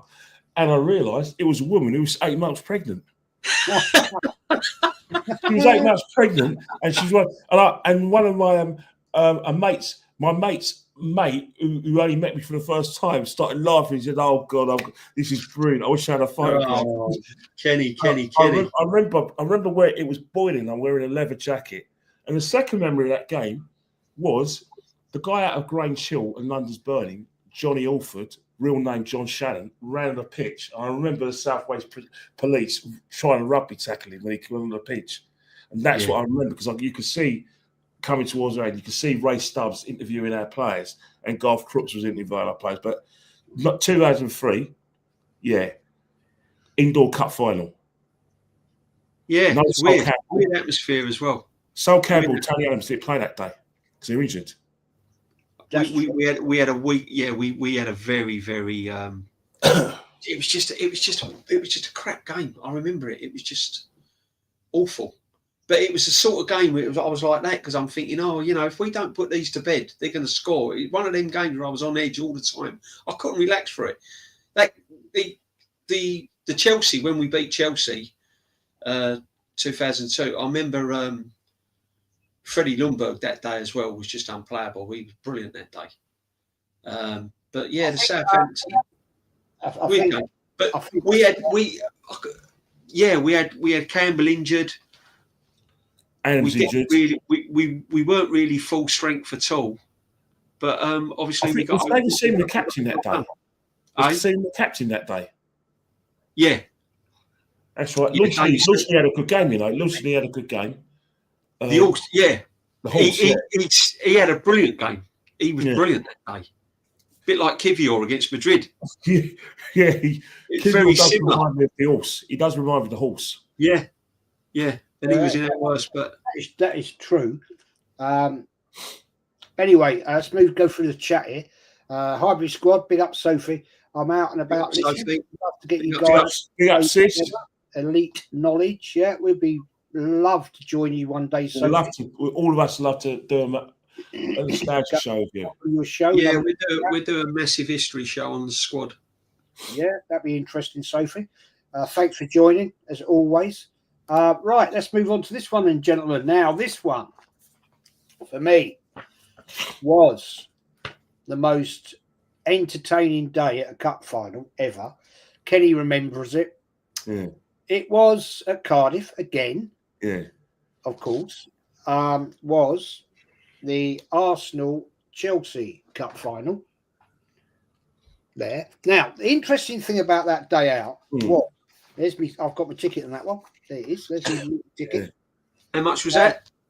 That has gone up again, mate. £36. Yeah.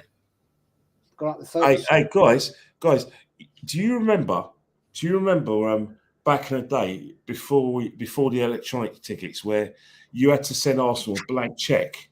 Yeah, you did. Yeah. And you have to put down Arsenal PLC. Yeah. And on the back of the check, you had to put your membership number on, and the people you put your membership number on, and if you're getting for a couple of people, you put all the membership numbers together. Yeah. So if you're getting for two people, two membership numbers. If it's three people, three membership numbers. But it was like a blank check, and it was a case where Arsenal Football Club, blah blah. But they filled it. They filled it. They did everything else for you. And then in that same you basically used to had to. In the envelope, you had to put a self-addressed envelope with a stamp team, first-class stamp, in that same envelope, alongside your black check. Yeah, and it came back to you with the goodies. Do you remember that? Crazy, isn't it? Yeah, absolutely crazy. And that game. Now, Kenny remembers. I did a whole show about this. Right. It was an entertaining day.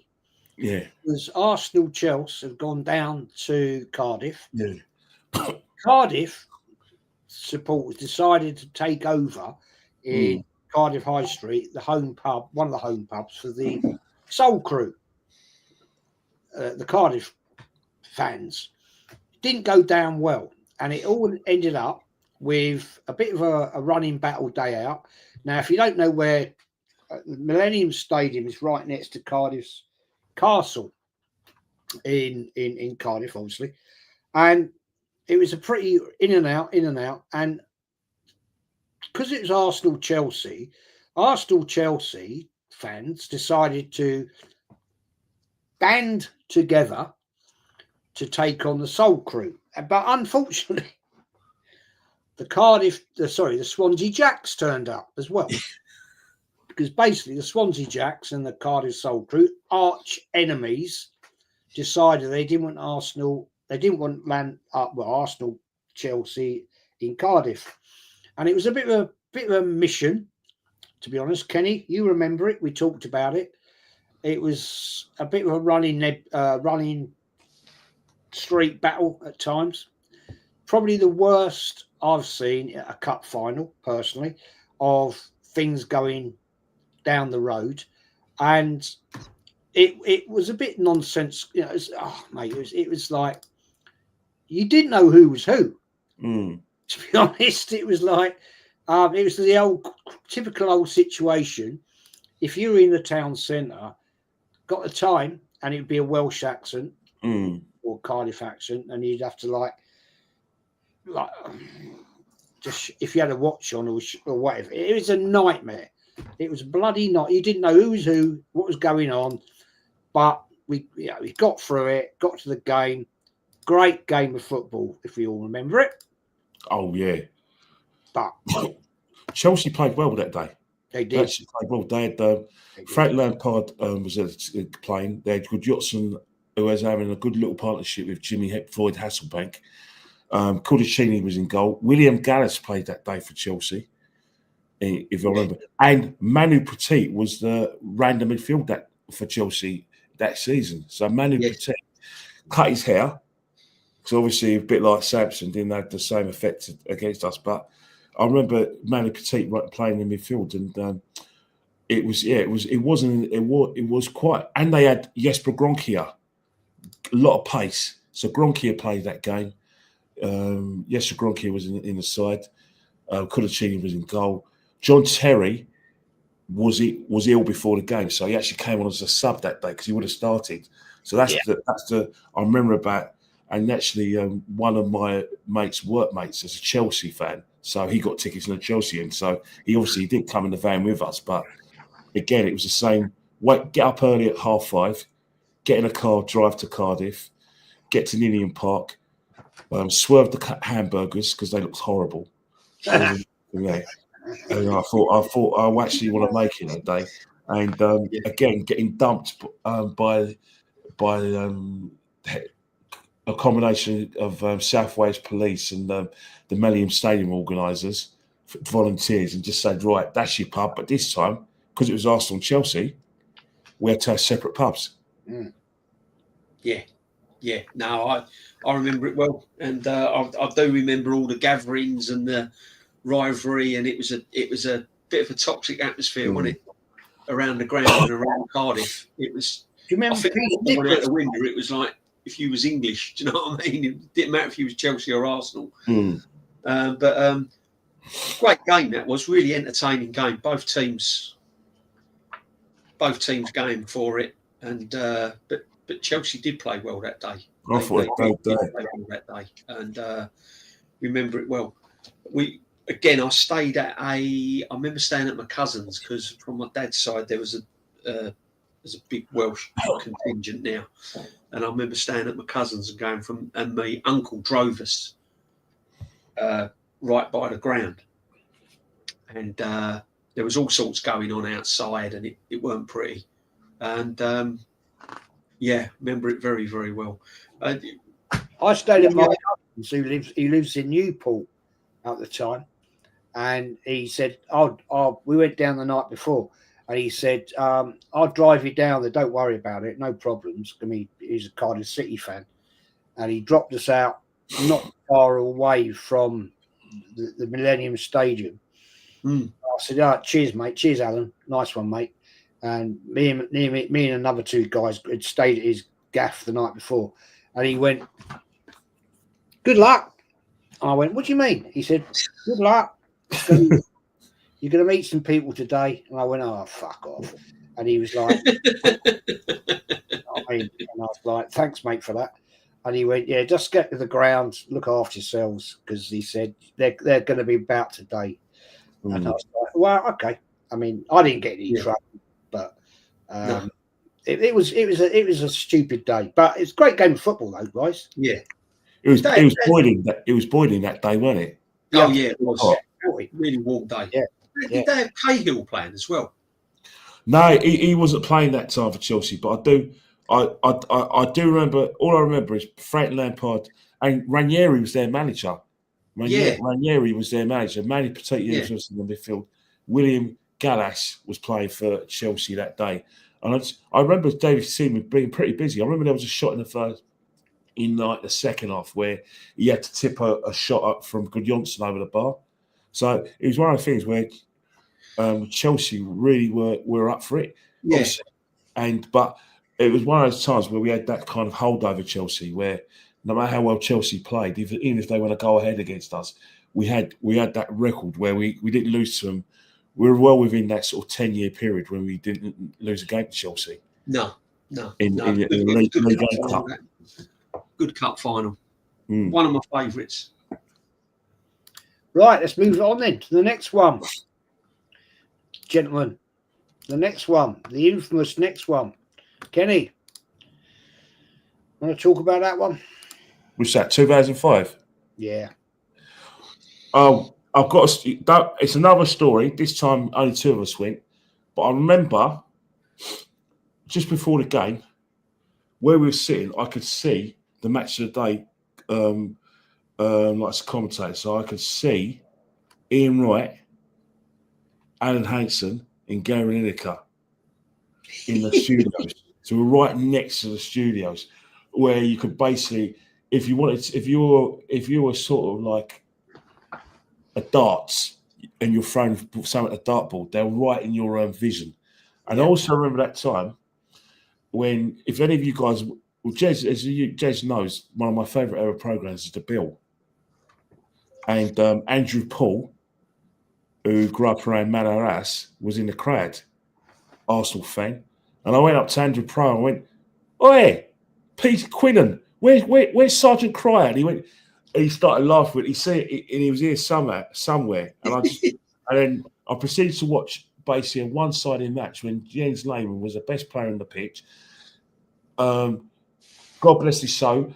Jose Antonio Reyes got sent off. He came as a sub and got sent off. So we were down to 10 men. And Van Nistelrooy should have scored a hat-trick. Rooney should have scored a couple. We got back. Cristiano Ronaldo absolutely ruined us that day. Roy Keane ran the midfield where didn't give Vieira a kick. And Paul Scholes was just spraying the ball all over Cardiff. Yet we won on penalties. And Scholes missed. 5-4, wasn't it? Yeah. Yeah. I mean, we had Senderos, didn't we, at the back? Yeah, because Campbell was injured. We had Senderos at the back. And straight away I'm thinking, we're in for a tough time here. And we just couldn't put any passes together. We were run ragged. They were first to the ball. Keane was dominating everything. Rooney didn't have his shooting boots on, but if he did, he could have scored 2 or 3. Van Nistelrooy missed a hatful of chances. And then it went to extra time. And we seemed to get a bit of impetus in the extra time. Do you know what? Yeah, I think we brought on Robin Van Persie. I think he forced a save from Roy Carroll was in goal. Did he force a save a free kick from Roy Carroll? No, was it? Roy Carroll's in goal for Man United. Yeah, Roy Carroll was in goal. They had Ferdinand. They had O'Shea at the back as well, didn't they? Yeah, O'Shea at the back. They had O'Shea at the back, and they had Brown. They had Brown. Do you remember they had Brown? Wes Brown, didn't they? Yeah, he played. Gary Neville was playing. Yes. Wes Brown was tipped to be one of the top injuries in Europe. Gary Neville played that day. I think Gary Neville played that day. Did he play that day, Gary? I don't think he did. Sure. I don't know. I know Roy Keane because I remember after Vieira got the winning penalty, I could see Roy Keane comforting Cristiano Ronaldo because he was crying. Yeah, I can't remember. Neville didn't play. They had Silvestri and O'Shea. Oh right, yeah, did I do remember Roy Carroll make the save from Van Persie in extra time, and I remember because it was that season when they had done a double over us. When they won the Battle of Old Trafford and they smashed Highbury 4-2. Yeah, so they'll go into that game as favourites. I remember that day. And all I remember was getting absolutely battered, obviously.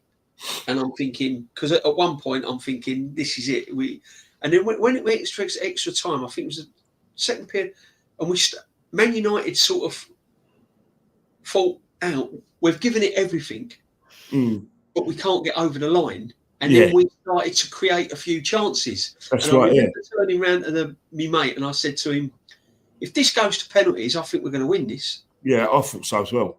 Do you know what I mean?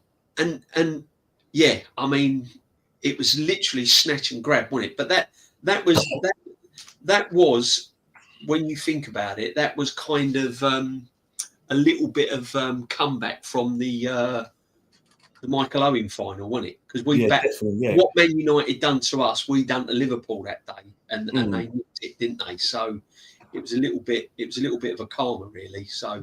You know, little did we know, 2 things happened. Little did we know that was Vieira's last match. Yes. And little did we know we wouldn't win another thing for 9 years. Win another trophy for 9 years. Oh no. We went to about 3 cup finals afterwards, but we never won it.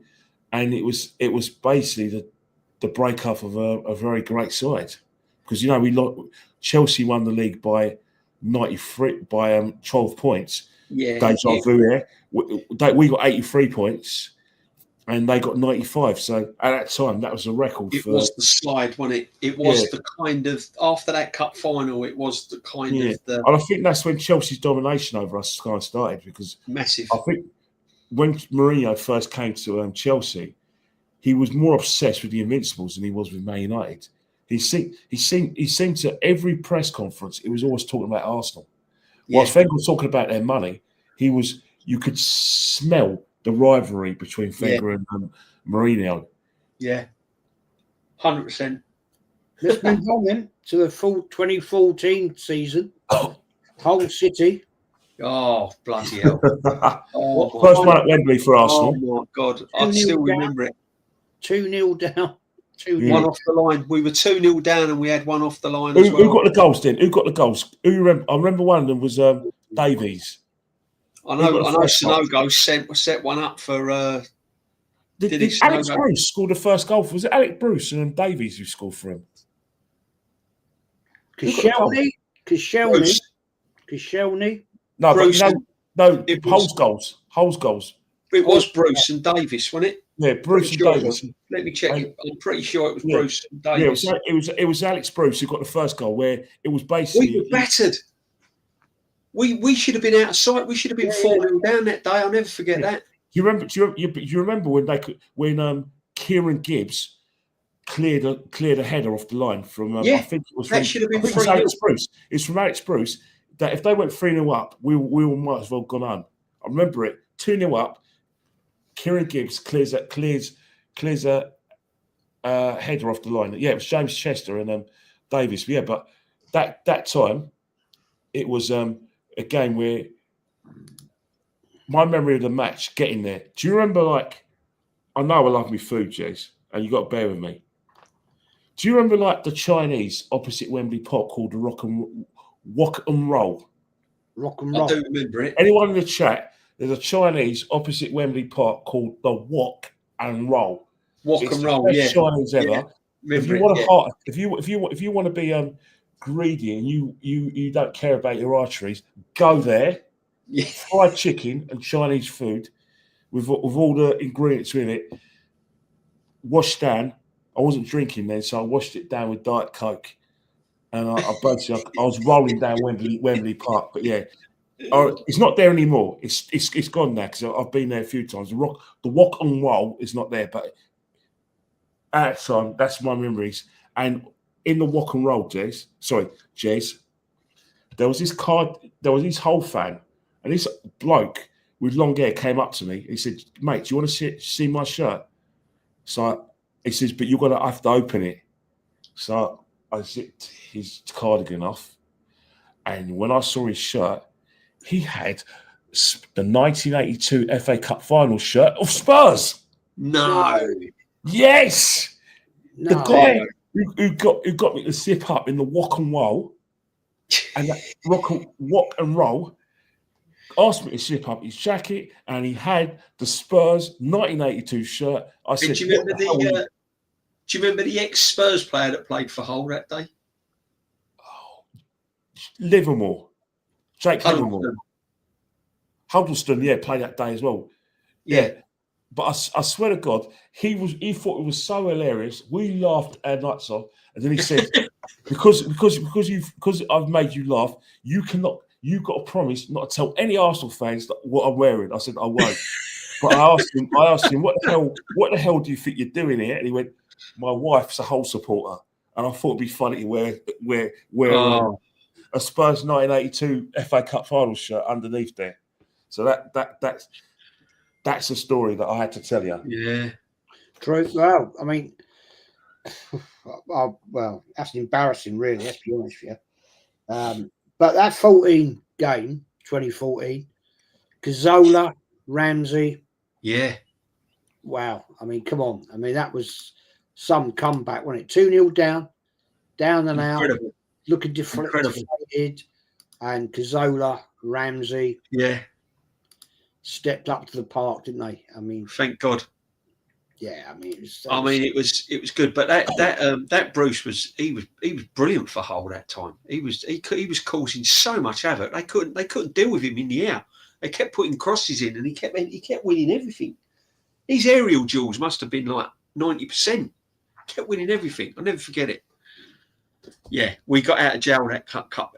One of the most exciting cup finals. Bit similar to Arsenal Man United, that was, wasn't it? But us being 2-0 down. Yeah, I mean, it was a major comeback. But to move it on, I think one of the easiest cup finals I've ever seen Arsenal win was 23 with Aston Villa. Yeah. Oh, that's one of my best ones. You know what? I remember it like mad. You know what's happened, right? For some reason, because I had no points, I went in a ballot with three people, two guys who were messing around with their tickets. So guess what? Arsenal said we're all unsuccessful, and I knew that if I went on my own, I would have got it. So he doesn't watch the show, but Nigel Seeley, Queen's Park Rangers fan, but his son supports Arsenal, phoned me up and said, "Can you get a ticket?" He said, "No." Because I asked me if I had a ticket. I said, "No." I just found out about it. He said, "No, you haven't. You're getting one." I said, "Why?" Because, well, my mate who moved to Bahrain gave him 2 cup final tickets. And you got them? 2 tickets.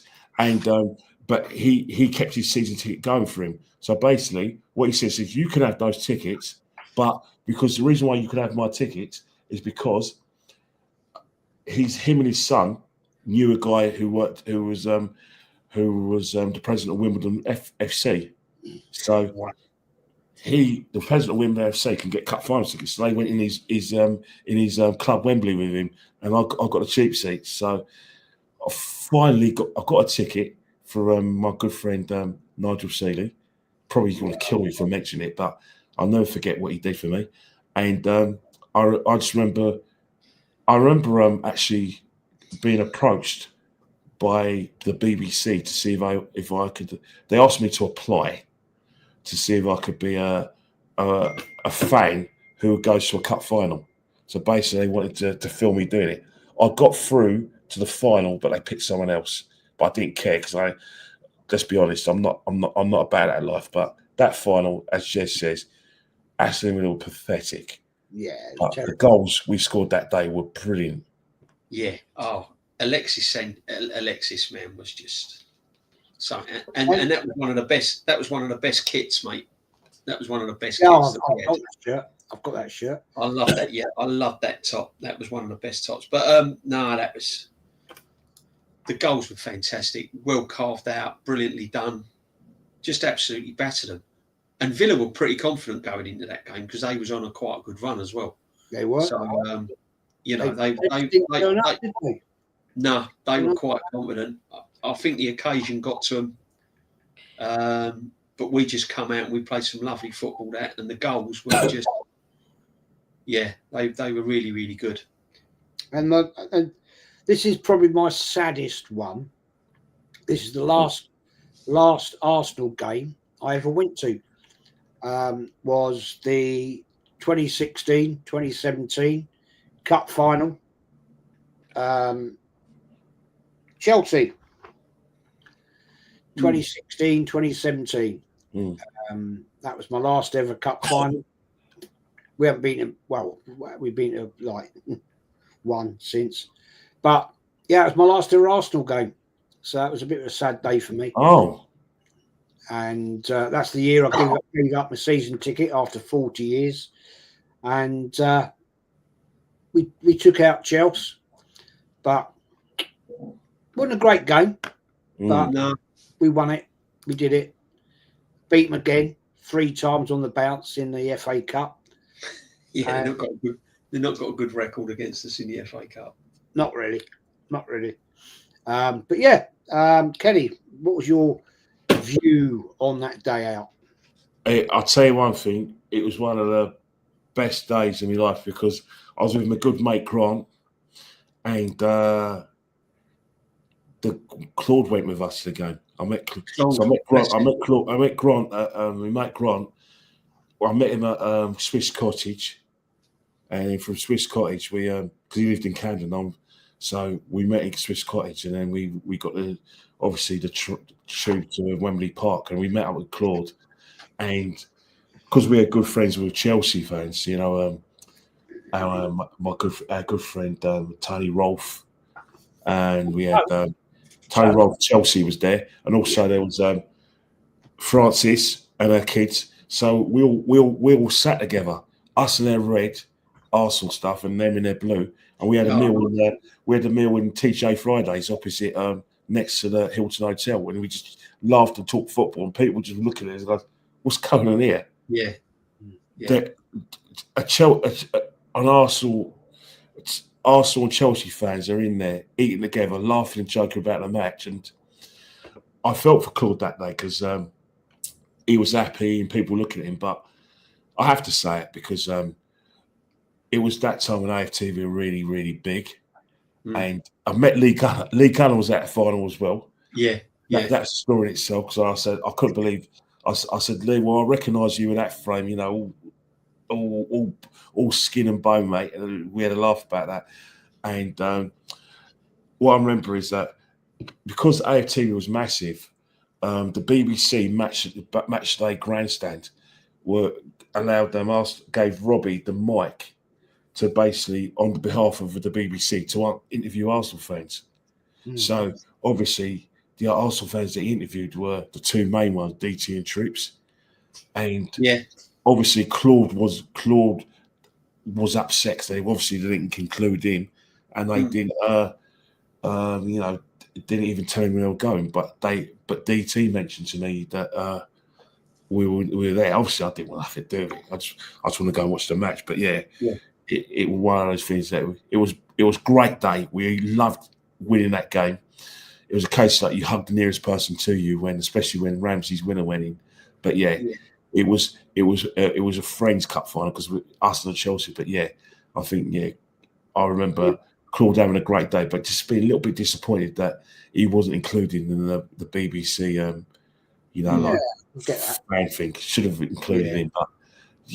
But the goals in itself. Well, do you remember Alexis Sanchez's goal? How VAR? It must have been like VAR before VAR. I mean, we thought he handled the ball.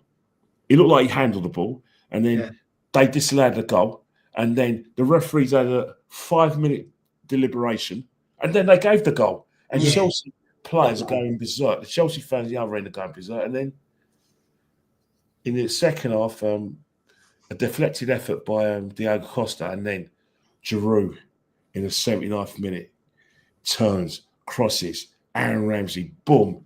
Mayhem. Gosh. Mayhem. Yeah, complete mayhem. And Ramsey was really good that day as well, wasn't he?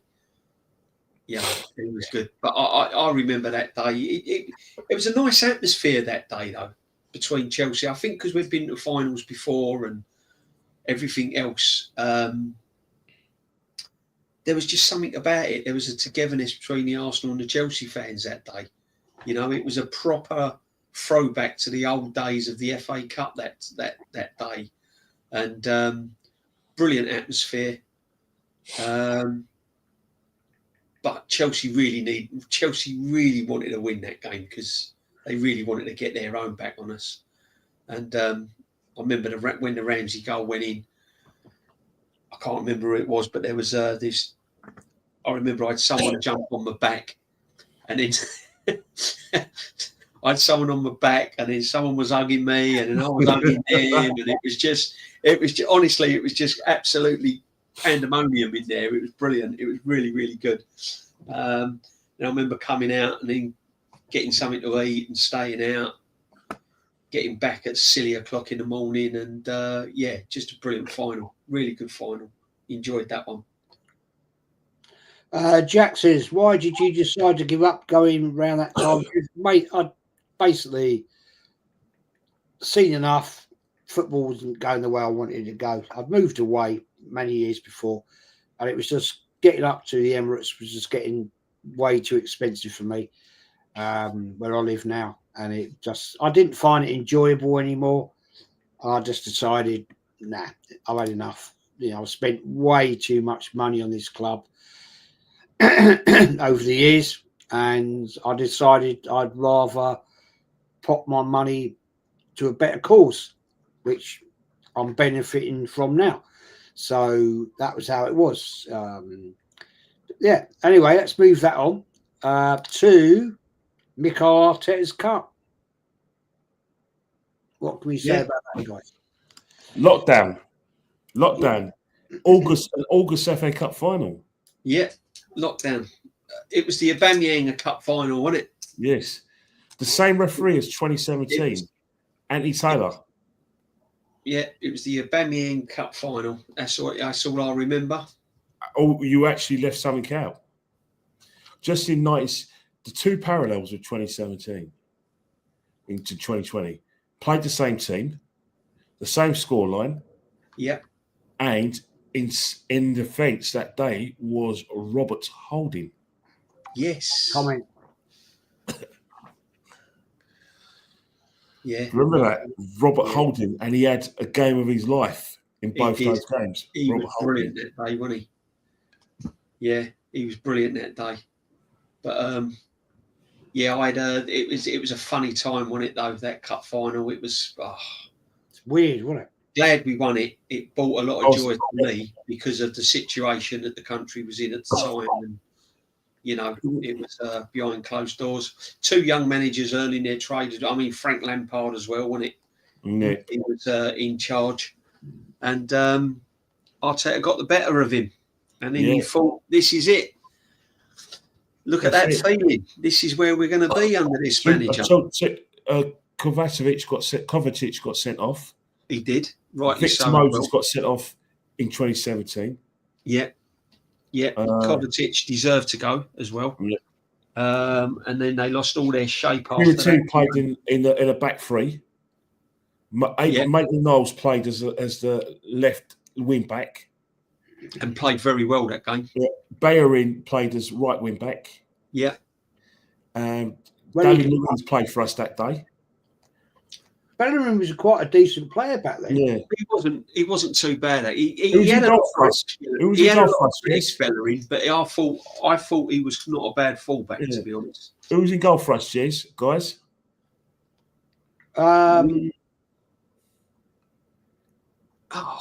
World Cup. Oh God, yeah, I've got it. Hang on.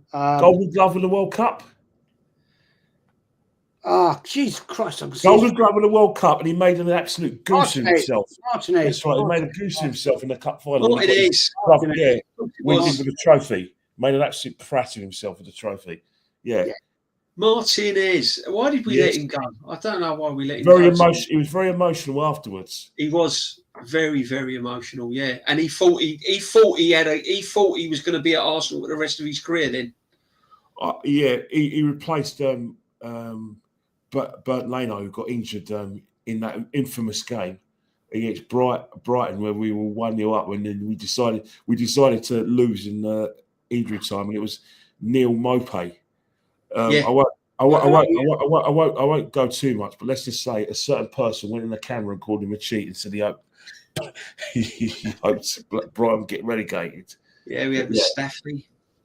God blimey, that was a cup final. That was cup finals. Chelsea had slightly a better team as well. They did. Mason Mount played that day. Yeah. And they lost their best player when he pulled up, didn't he? Yeah, Pulisic. Yeah, that's right. Yeah. Pulisic. Yeah. There was a lot of pressure on him as well. And he going into the game because he was flying, wasn't he? And he got injured, didn't he? But yeah. So basically, since that cup final, we've basically not bothered. Yeah. So when you look back now of all the FA Cups we've been talking about and the great memories that it's given us and everyone else, and this manager has decided to bin pretty much the FA Cup every season since he won it, it's quite upsetting, and this is why we call it out. Yeah, but he weren't the first Arsenal manager to be in the FA Cup, because do you remember Arsene Wenger had a love affair? We started in the FA Cup. Like, well, we lost to Cardiff. Who did we lose to? Cardiff. In 27. Cardiff, yeah. Cardiff. Do you remember when Arsene Wenger, when he first came to the club, he fell in love with the FA Cup, and then when he had an obsession with the Champions League, and then he fell in love with it again when there was the kind of the Wenger out anarchy group. Yeah. And it kind of kept him in a job where, if you remember rightly, in 2014, when Arsene Wenger won the FA Cup against Hull, it collectively, both Arsene Wenger fans and Arsene Wenger detractors thought it was the right time for Arsene Wenger to retire. Yeah, he should have gone. Yeah, that's when he should have gone. I mean, and let's not forget the great Arsenal teams in '29 beating Huddersfield 1-0 in the FA Cup final. Yep. 1936, Sheffield United in the FA Cup final 1-0. 1950, Liverpool 2-0. Kenny 1950, Liverpool 2-0. Yeah, let's not forget about the old teams from many, many years ago. All within our history, all within our 14 wins. Can you name all the 14 times? I can only go backwards. I'm going to go Arsenal. I'm going to go 2020, 2017, 2015, 2014, 2005, 2003, 2002, 2001, 98, 93, 29, 36, 79, 50. 71, and then you guys got to take over now. I'll go 30, 36, 29, 36, 54. 54. We didn't win any in the 60s. We didn't. We had a dry. We had a bad FA Cup in the 60s. So it was 54, wasn't it? 36, 20, 29, 36, 54. 71. Do you remember 1950? We beat Liverpool 2-0. I don't remember it, but you know who's playing for us that time, that day? Joe Mercer. Joe Mercer. He used to play for and Joe Mercer actually used to commute from Liverpool. He used to actually train in Liverpool during the week and commute to London during match days. Because he used to living up in Liverpool. Amazing, isn't it? When you think about it, all these great players and that come out of the club and all this history and FA Cups and everything, amazing, absolutely amazing. And this is what I mean. Kenny? Jack Ramsey said 1951 we lost to Newcastle. Jack Ramsey. We did. Yeah. That was the last trophy that Newcastle won up until recent times. Do you remember this player, Kenny? You've talked about him. Jimmy Brain. Do you remember him? You talked about him. Yes, you keep on mentioning. Is he Jimmy Brain? You keep on mentioning it, you know. Central midfield player. Played in the 27 Cup final. Midfield player. Or was he a striker? Striker. Yeah. Number 9, Jimmy Brain. Yeah. Anyway, that's an interesting one. Because also, somebody just mentioned the Arsenal-Newcastle Cup final. I've got the programme there. Yeah, see what I mean? Jezza, honestly, you got more. Yeah. I'll have to dig out my programmes. Do you guys still keep your ticket stubs? From the yeah, I've still got a lot of ticket stubs. Yeah. Loads. Have you still got your Champions League ticket stub? I never went. It's in my programme. Yeah. Yeah. Have you got yours? Yeah, I've got all the ticket stubs I've been. I'd like to know how much that'd be worth, that programme with a ticket stub in it. Have you? Not that I'd sell it. Not that I'd sell it. Have you still got your Champions League final? Obviously you weren't there, but they gave us these Champions League final T-shirts. I've still got mine. Yeah, I think I've still got mine for the last game at Highbury T-shirt as well somewhere. I've got it somewhere, that Champions League one. Yeah, I use it as gym gear. I've got my. Oh God, I have to dig it out. I've got my last game ever. Yeah, you've got to have the red shirt. You got to keep it. You got to keep that. Yeah, I've got my '89 stub, Anfield one. I've got mine over there. The programme. But they've got to be worth money, haven't they? Surely, but not that I'd sell them. You can't sell them. They're going to sell them. They're memories. Grandkids, yeah, they go. Trouble is, your kids will get them and just go, "Oh, what's all this old crap?" and get rid of them. But no, they won't, because my two boys are Arsenal as well, so they won't do that. When I spoke to Arsenal 8 years ago about doing this sort of stuff, they weren't interested, Jez. They weren't interested. And I said, what do they actually say to you, Arsenal? What do they say? I just contacted them and said, look, I'd really be interested in doing an Arsenal history thing on art. I said, look, if you supply the basis, I will do it for free. I'll do it for free. I'll do a 2-hour stream once a week until we start from day one, from Dial Square, and we go all through to the modern day, right? And I said, I've got over 1,000 programs. I've got loads of information, blah, blah, blah, blah, blah, blah, blah. And I said, look, I've got a 1927 Cup final. I've got programs from 1930s in the great days of Herbert Chapman. I said, I've got all of them. I've got all these things. And a month later, they came back and said, we don't deem it to be relative. Oh, no. Relevant. There you go. Deem it to be relevant. There you go, mate. Sums it up, doesn't it? And I replied back and I said, well, how many programs have you got on display in the Arsenal Museum? Because I have been there, so I knew what I'm talking about. How many of them have you got? How many FA Cup programs have you got from the 1930s? And a month later, nice reply came back. Well, we don't think we've got any in the archives. I said, well, I've got them. I've got 1927. I've got a 34, 36. I said, so why don't you deem it relative? Because we don't have the time.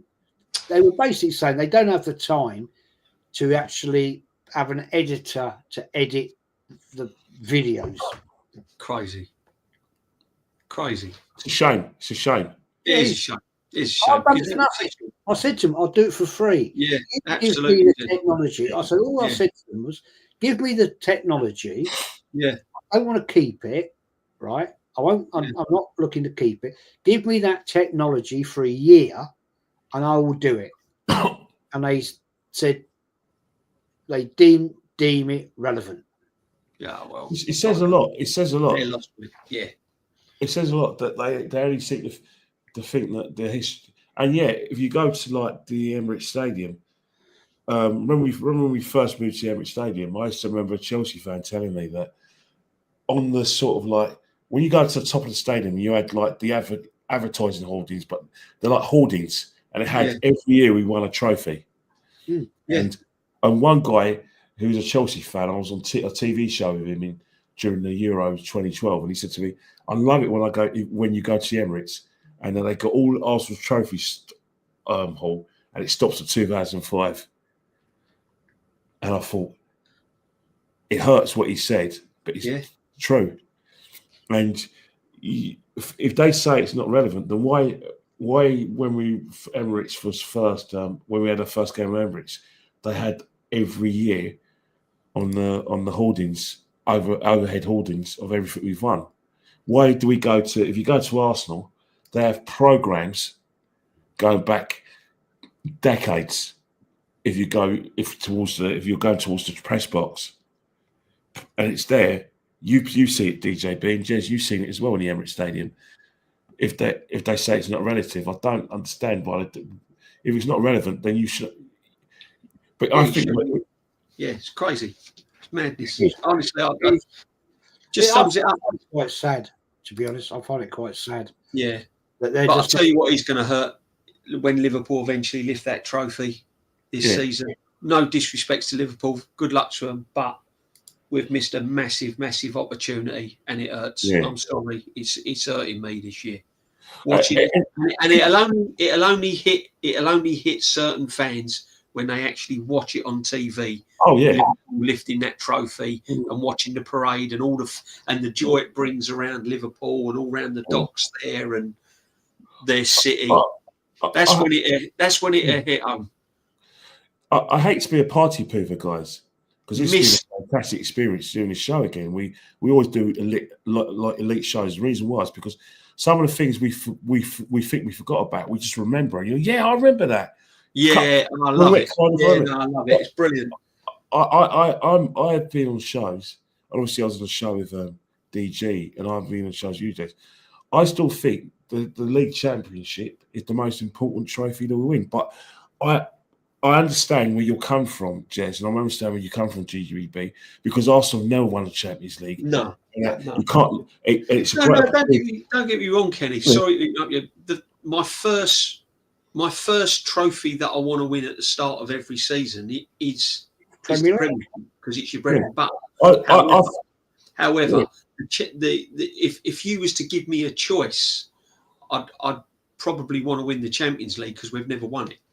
I still think that if you win the league, doesn't matter how many points, could be a point or goal difference, you're the best.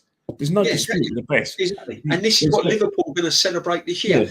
People are knocking the Premiership, saying it's the worst Premiership, and they've not had to do this. It doesn't matter. When those women, children, men, and all that, granddads, aunts, uncles, are lining the streets of Liverpool, they're not going to be interested how the Premiership's gone. 100%. They didn't have a parade 5 years ago. They're not going to worry whether it's been the most boring Premiership or lacklustre Premiership or Man United's fallen off of a cliff and Man City's fallen. They're not going to worry about that. They're going to have a day out in the sun watching that team parade that trophy, and that's all that matters. Let's not forget they didn't have one in 2020. They weren't allowed one. Exactly. So good luck to him. I just want to say, because he's been in the chat, that Jack, the Crystal Palace fan, I just want to say big up, Jack. Very impressed with your team yesterday. I think you've got some good players in Wharton. I think he's a good player, and I think stick with the manager because I think you're going to do all right under him. And good luck in the FA. Good luck in the FA Cup, my friend. Yeah, I was going to say, Jack, big up, man. Hope you get progressed and get there. Yeah, I hope you do, mate. Yeah, I mean, he's right in what he says there. The league, you have to be good over 38 games. The Champions League, you have to have luck. That's a very good comment. Oh, definitely. Yeah. Very good comment. And anyway, gentlemen, thank you, everyone, for joining and putting your comments in and enjoying. I think it's been a good show. We've talked about facts and the history of the FA Cup of Arsenal anyway. And we're going to bin it out now. Kenny, always my friend. Thank you very much. I thoroughly enjoyed it. You know, this is whatever you say about our football club. Our club is rich in history. I think shows like this remind us that we are the third biggest club in the country, and that's not being big-headed. It's just factual. No. You know, and I do understand. I do respect other people's opinions, but you have to own the fact that we are the third biggest club in the country, and we have to win everything every year. That's exactly. I mean, listen, whether you like Arsenal or hate Arsenal, you cannot deny the history of the club, and this is what it's got, along with Man United and Liverpool. Chelsea only recent. This is why we say Chelsea and Man City. It's bought history. It's only like recent, really. I don't begrudge him for that. I don't begrudge him. No, not at all. 100%. Because you've got to start somewhere. But what I'm saying is, you know, shows like this when you talk about history of football, and if you like football in general, I'm happy to listen to any. I'm one of them fans that just likes football. I just happen to support Arsenal, but I respect all football clubs that play. And but you know, big but. Sorry, Crystal Palace fans. Sorry, Chelsea fans. Sorry, Liverpool fans. We are rivals 24/7. So if an English team is in Europe, I don't support the English team. I support the other team because you're my rivals. And if any trophy you win in Europe is one less trophy that we've won. So I'm sorry. I respect you, but I'll never support you in any game. Yeah, I'll give you that. I'll give you that. I am the same. It's a rivalry. Rivals is rivals, isn't it? But yeah. Cheers, Jezza. Always a pleasure, my friend. Thank you very much indeed. Anyway, thanks everybody. Thank you, Kenny. Thank you, DJB. Legend. No worries, my friend. No worries, mate. I will see you on the streams around, and and good luck with the boxing on when you go to the boxing, Kenny. And obviously, I'm demanding classics in the semi-finals. Crystal Palace if you play like that, how you played yesterday, then I'm expecting you to play attacking, beautiful football, because I think it's going to be a classic. Because Crystal Palace have had the wood over Aston Villa. And I think they'll beat them. I think they'll beat Villa. I've got a funny feeling they'll beat Villa, and I've got a funny feeling Forest will beat Man City. I wanted Fulham to win the FA Cup because I've got a soft spot for Fulham, because I used to go over there with my brother-in-law when Arsenal weren't playing, when I couldn't get to Arsenal. But big up, my friends. All right, boys. Take it easy, guys. Take care. Take care, everyone. Look after yourself, Chess. Take care. And Take care. have a great weekend.